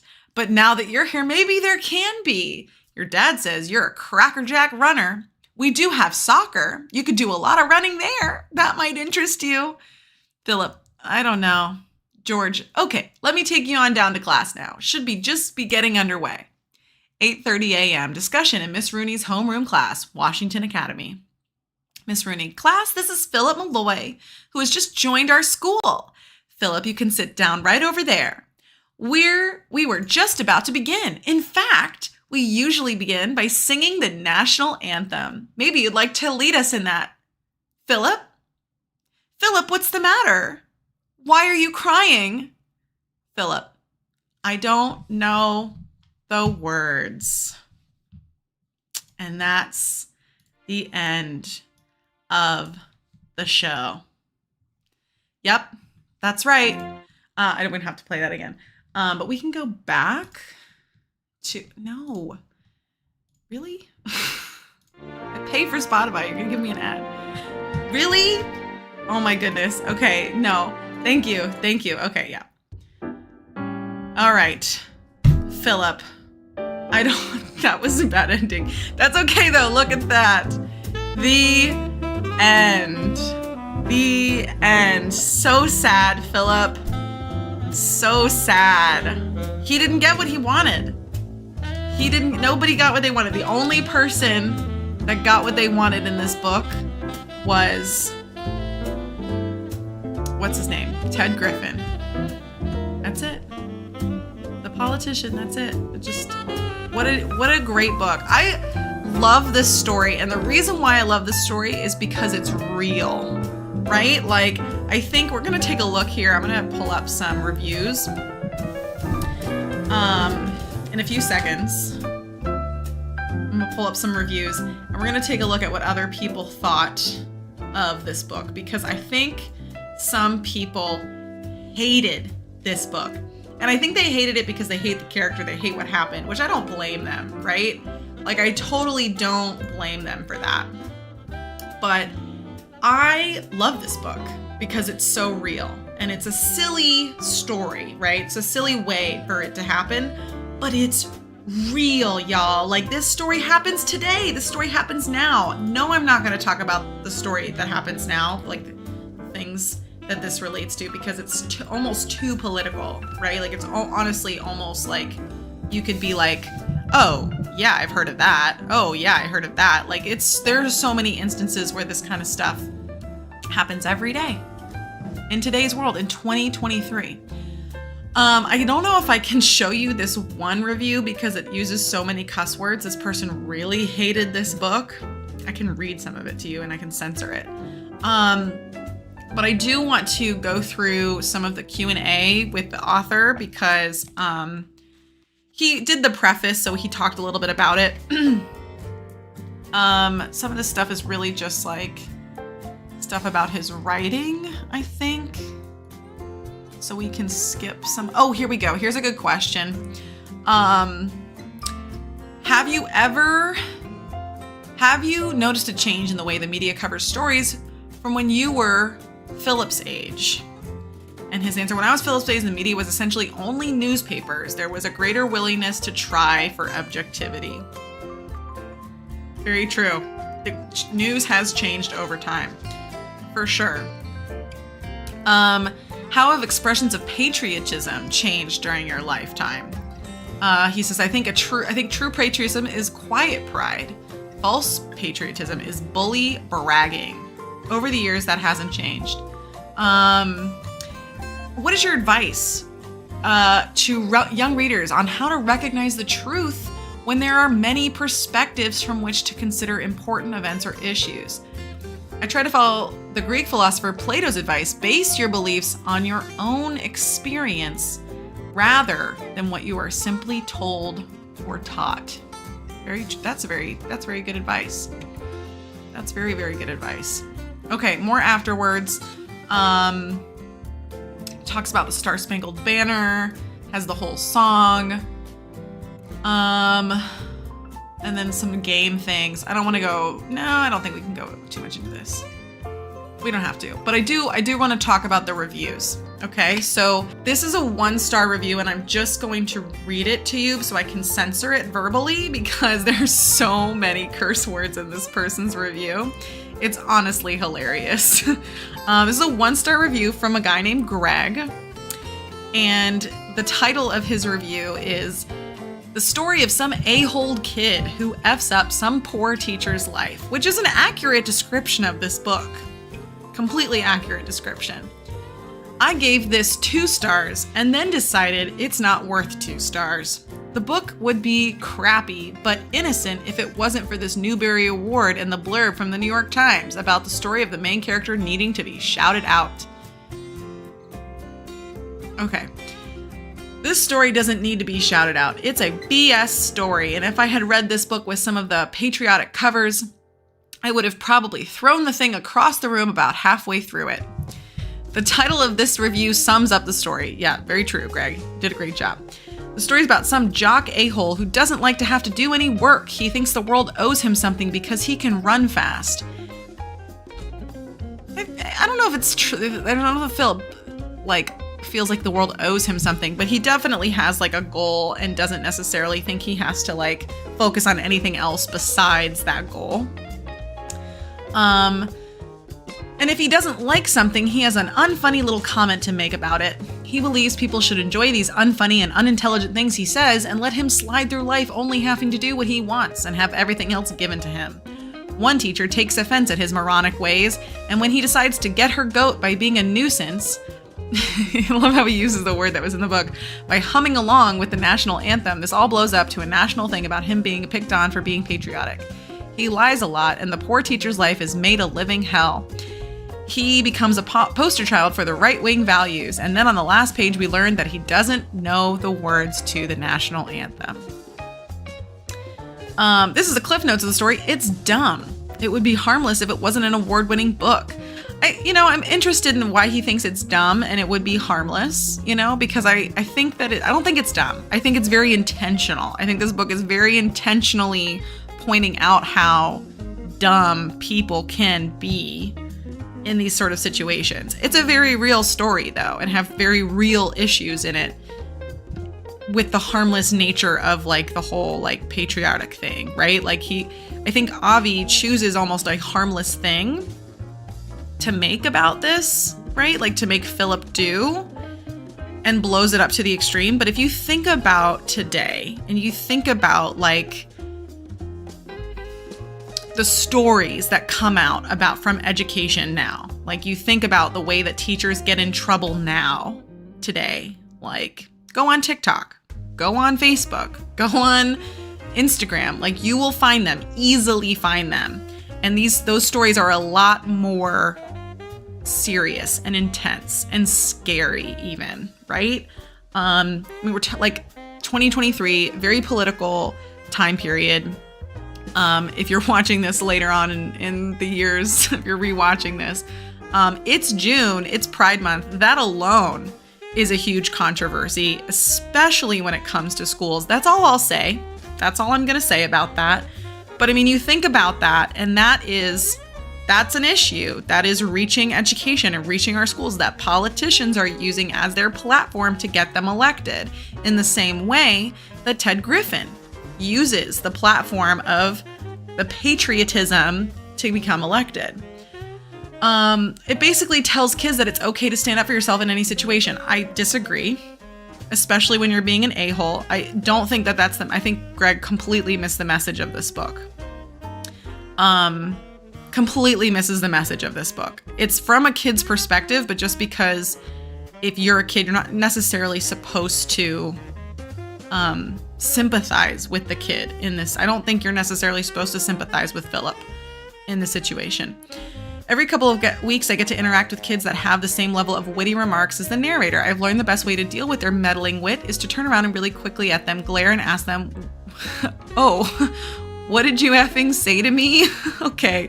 Wow, Greg is really kind of mean to kids, it turns out. This kid should have had the crap beaten out of him by someone. I think that everyone feels that way, though. I think that you're supposed to feel like angry at Philip. I think you're supposed to feel that way. I don't think that you're supposed to sympathize with Philip. I don't think that the message of the story is to stand up no matter how much of a butthole you're being to somebody. I think the message of the story is to like take ownership for what you want and your goals. Don't try to distract from your goals by bringing up useless or irrelevant arguments. I think that's a big part of this book. So yeah, I think unfortunately, Greg, I'm sorry. I think you missed the whole message of the story. Sorry, I think you missed the whole message of the story, buddy. But yeah, that's not the point of the book. I'm not going to read all the comments that went into that because that's too much. Okay, this one's shorter, but this one's also another 1-star review. This one says, "Don't waste your time and read this book," all caps, from Tiffy. "If you want to try your luck and see if you like it, by all means, but from someone who was forced to read this book, and I love reading all types of books, so that's not the issue, I am personally suggesting you do not. The different styles of writing can leave you confused. It would go by fast if it weren't so boring and all over, and overall it really has no point. I think this person got confused because like we've been through the story. We know like the different formats that everything's in. I think that person got confused with it. Maybe it didn't like hit right for them. And they said it has no point, which I disagree. I think there's a strong point. I think there's a big message in this. It does teach you a lesson about lying. But in my personal opinion, it is the fact that Philip's dad pushed him into going to that reporter that things got out of hands. Plus, the reporter made everything seem bigger than it was. The book is mostly based on exaggeration. I think that's true. I think the book is based on exaggeration, but I think the exaggeration is a very real type of exaggeration that happens today. Like you see it. Like I see it. This was written. These two reviews were written over 10 years ago, so there's a chance that maybe these people missed it. Maybe there wasn't as big of a prominent part of the news back then. I feel like it was, though. I feel like the news was very much inciting and like trying to bring up controversial stuff as it was in the 90s, in the time period that Avi wrote this. I think more so now. I think we definitely see a lot of this now, especially with education, especially with teachers and all that stuff. A couple people gave it 5-star reviews, said it was an interesting discussion. Their 13-year-old daughter read it and loved it. And they had a cool discussion about it, which is, I think, the best way to do it, right? Is to have a discussion with people reading it. This is one of those books I feel like you need to talk to other people about in order to like get the full message across, because I could definitely see people getting confused and taking away like Philip's feeling bad for Philip at the end, right? When he's at a different school, there's no track team, and he's asked to sing the national anthem and he doesn't know the words, right? I think that maybe you could like construe it that way, but I think it's more of supposed to be like a haha, look what happened, right? Like look what everything you did, Philip, and this is what it led to, kind of thing. Okay, another person put, this book was so lame, 1-star review. Someone gave a teacher's perspective, which I like. It was only 4 stars. The something they put in here was never engage in a battle of wills in front of a full classroom. Problem solve in the hallway or between classes. That is true. Yeah, I agree. But I also think like in certain situations, like in that particular situation, she's asking you to stop. She could have let up. I think we talked about this in the last stream. She definitely could have like let go of certain things with Philip. She didn't necessarily have to keep going with him. She could have just kind of like been whatever about it and not really bought into his whole thing. But yeah. Okay. Another okay, there's 2 more star reviews. Okay. This book is complete crap. This is from Steven. This book is complete crap. When I finished it, I just threw it across my room and picked up another book. There's absolutely nothing redeeming about this book. First of all, for a book that's really all dialogue, why can't Avi write dialogue well at all? I don't know. I'd say some of the dialogue is a little contrived, for sure. I was reading it out loud, so that would be hard for me to dissect while I'm reading out loud. Maybe you in the comments can come up with that. Perhaps. Everybody talks exactly the same, and when they talk, they sound so ridiculous. There's nothing realistic about it. I love that. I love that people don't think that this is realistic. I see it so realistic. This is so realistic to me. As a teacher in the modern school system, this is so realistic to me. The politics are realistic to me. The school politics are realistic. The teacher interactions are realistic. The student interactions, kind of realistic. I can't really say too much. I feel like they are. I don't know if back when I was in high school, if I would have talked to certain people that way, but I also didn't have a ton of controversies at school. I will say, share a little story about my high school experience. There was a teacher she was not good. She was not a good teacher. We had block classes, so we were in her class for 90 minutes, right? We were in her class for 90 minutes a day, and she would lecture for 90 minutes. No slideshow, no PowerPoint, no visuals, literally just her up at front of the classroom talking at us for 90 minutes. Okay, no conversation, no discussion. She would have her entire whiteboard would be written out with notes. Her entire whiteboard was her notes, was her writing notes and her lecturing. That's the entire class period. It was American history. And I hated it. And for a long time, I could not stand American history because of that class. She was such a hard teacher. She was so hard. She liked me. I don't know why, but she liked me, but she would straight up call kids out. So like kids would sleep in her class. Kids would do other work in her class. Kids would read in her class. I'm going to tell you a little story about me and her real quick. This is how I knew she played favorites, because she liked me. So it was me and this other girl. We were huge book nerds. I was reading Pride and Prejudice. She was reading Dante's Inferno. You know, I'd say equal level of reading there, right? She called out the other girl and was like, there's no reading in my class, right? Don't read in class. Like called her out for reading, made her stop reading. And I was reading. So I was like, oh, well, I'll quietly put my book away too, right? Later, like the next day or maybe the week after, the teacher comes up to me and said, Brenna, I saw you were reading Pride and Prejudice in class the other day. And so I got this book about Jane Austen from the library for you. Perfect timing with the music, by the way. Like, what? Like, really? Like, she called out the other girl for reading in her class during her lecture and then literally stopped me, like not in front of the whole class either. She pulled me aside and said, I saw you reading in class and I got you another book like that one book.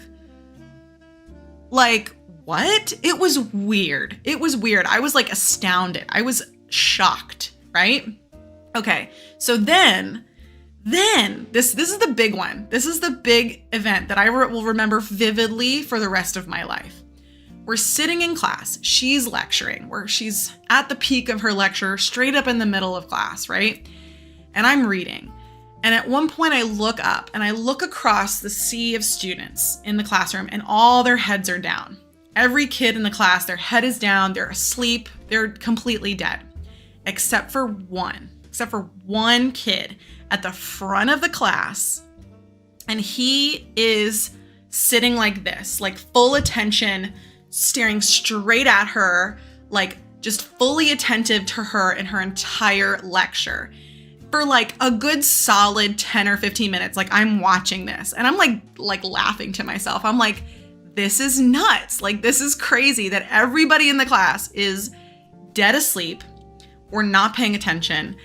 And there's this one kid sitting in the front, listening to her, just not even taking notes. He's literally just watching her lecture, just absorbing the information from her.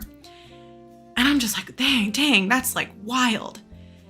In the middle of class, like as I'm watching this unfold, she turns to him, and I am going to use his real name because I don't think he would be ever watching this and no one would ever know because it's such a generic name.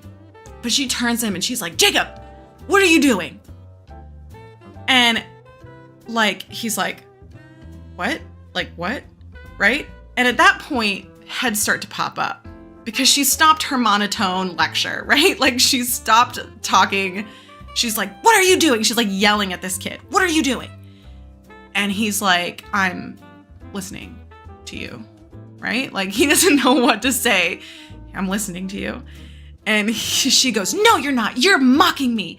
Get to the back of the class, right?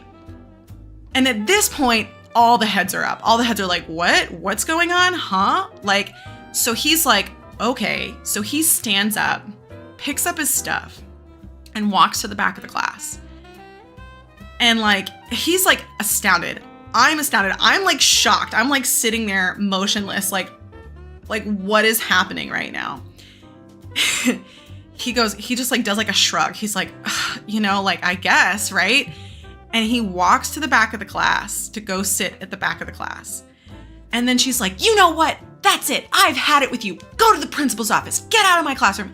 She is screaming at him, yelling at him, telling him to leave the classroom for literally being the only kid in the class who was listening to her lecture. That is a bad teacher. That is a bad teacher. I could not believe that it was happening. I can't imagine that he could believe that it was happening. I don't know if I think I ended up asking him about it later because I saw the whole thing and I was like, what the hell? Like, no, I saw it. Like, I was there, you know? And like, he just was like, I'm gonna get out of her class. Like, she doesn't like me. Like, this was an actual situation where she didn't like him. So like, I do think that there are times where students are like, oh, this teacher doesn't like me, you know, blah, blah, blah. But usually there's a reason for it. And in this case, like, to contrast with Philip, there is a reason why Miss Narwin has it out for him, so to say. Because he's a smart butt. He's a smart ass, right? Like, he's making jokes, saying things, you know, making silly comments, not doing his work. And clearly, like, she's going to call him out for that stuff. So anyway, that was just a fun little story about my high school experience and an actual thing that happened legitimately. I mean, to this day, I could be making it up. Like, I'm not going to lie. I wonder if I could go back and ask any people from that class if they remember that. But I remember it vividly. I remember it vividly, like it was yesterday, because it was the most shocking thing I had ever seen a teacher do. And like, absolutely wild that it had happened, because I couldn't believe that she was like yelling at him for being the only one in class listening to him. It was wild. It was wild. Okay, sorry to take up so much time. I want to do another one of these one-star reviews. Okay. Another one-star review. Absolutely terrible. This is from Zari. They only have one review. This is their only review from 10 years ago. One-star review. I haven't even finished the book yet. Okay, well, there you go. Come on. And it's just bad. It's basically about a snotty kid who doesn't like English, or the teacher that teaches English, and thinks she's so mean and terrible to him while everyone seems to like her. He thinks she has something against him, which is not the case. She finds him to be nice and just wishes he'd try better, but he makes rude comments in class. When he not only has her for English, but homeroom too, he's outraged with the morning okay, yeah. He hums it to himself. Teacher tells him to stop. This happens 3 times. She sends him to the office. He gets suspended for disrupting the class, not singing. Okay. So they just had a problem with the plot. I think that's it. I think like the 1-star and 2-star reviews, mostly the 1-star reviews that I'm seeing are people who just had a problem with the plot and thought that maybe the book was meant to be like a sympathetic story about Philip, when I don't think that. I don't think you're supposed to come away from this and be sympathetic toward the kid. I think you're really supposed to come away from this and feel sympathetic toward Miss Narwin. And the fact that all of these news outlets just completely run with this insane, bonkers, crazy, untrue story about this and take it for granted, and everybody else takes it for granted. Another person wrote 2-star reviews. This was Aaron. I found annoying because I think it's a faculty member. It really bugged me how everyone failed to research the facts and the administration was all about covering its tracks. But that's realistic. I mean, I know it sucks, but like, it's so realistic. Like, I see it. I see it. I've seen it before. I've seen it in the past. I see it today. Like, stories getting told about it. Like, this happens today. Like, that's the thing, is that this is a very real, relevant story. So I love it. 5 stars from me. I gave it a 5-star review. I think some people miss the point of it a little bit, which is fair. I think that it can be somewhat confusing if you aren't really paying attention to the underlying message here, but I also think it's a really great story. So highly recommend, by the way. Very realistic, sad. Yes, absolutely sad, but true. And yeah, that's what Philip gets. That's what Philip gets. Having to sing the Star-Spangled Banner at your new school with no track team, and you don't even know the words. Sucks to be you, man. Sucks to be you. And like, here's the thing. You could say, like, you could construe it and be like, oh, it's his dad's fault because his dad pushed him to go talk to the reporter. He went along with it, and he kept going along with it. He, not at one point was he ever like, oh, I'm gonna defend Miss Narwin, or I'm gonna take responsibility, or I'm going to say I'm sorry, or try better. Not once does he do that. I don't think, there's no way that Avi wrote this and was like, you need to feel sorry for Philip. There's no way. Like, the ending of the book is definitely like a haha to Philip. Like that's what you get, kind of a karma for Philip, for sure. Poor Miss Narwin, though. I hope she gets the break she deserves in Florida. I hope she spends some times at the beach, because you know what? Here's the honest truth about being a teacher. Like, yes, it can be a rewarding job, and it can be a very like meaningful job to like teach students about literature and connect with them and stuff, but it's a thankless job sometimes. Even right now, I'm sitting here on a live stream with 2 people watching, and not one of you have said thank you for me reading this out loud for you. I mean, you might have, alone in your room, you might have said thank you aloud, but I didn't hear it. And thank you for appreciating it if you're watching it back and weren't able to attend the live. Thank you. But it's just the way it is. It's just the way that teaching is. And sometimes you just have to like put yourself out there and just do it. And if you are like Miss Narwin and something like this happens to you, you just kind of like got to take it in stride and just be like, okay, that's the way of the world. People move on. People find other stories that are way more crazy and interesting in the next 24-hour news cycle, as we see, right? Miss Narwin's story doesn't even really get told. And so, yeah.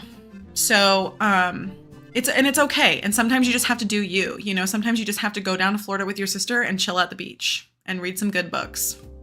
I hope that's what Margaret got at the end of this. That's what I'm hoping for. It's like kind of like my fan fiction for Miss Narwin is like, she went to the beach and is like chilling, reading some really good book. And maybe she met a guy, or maybe she met a girl. Maybe she met somebody.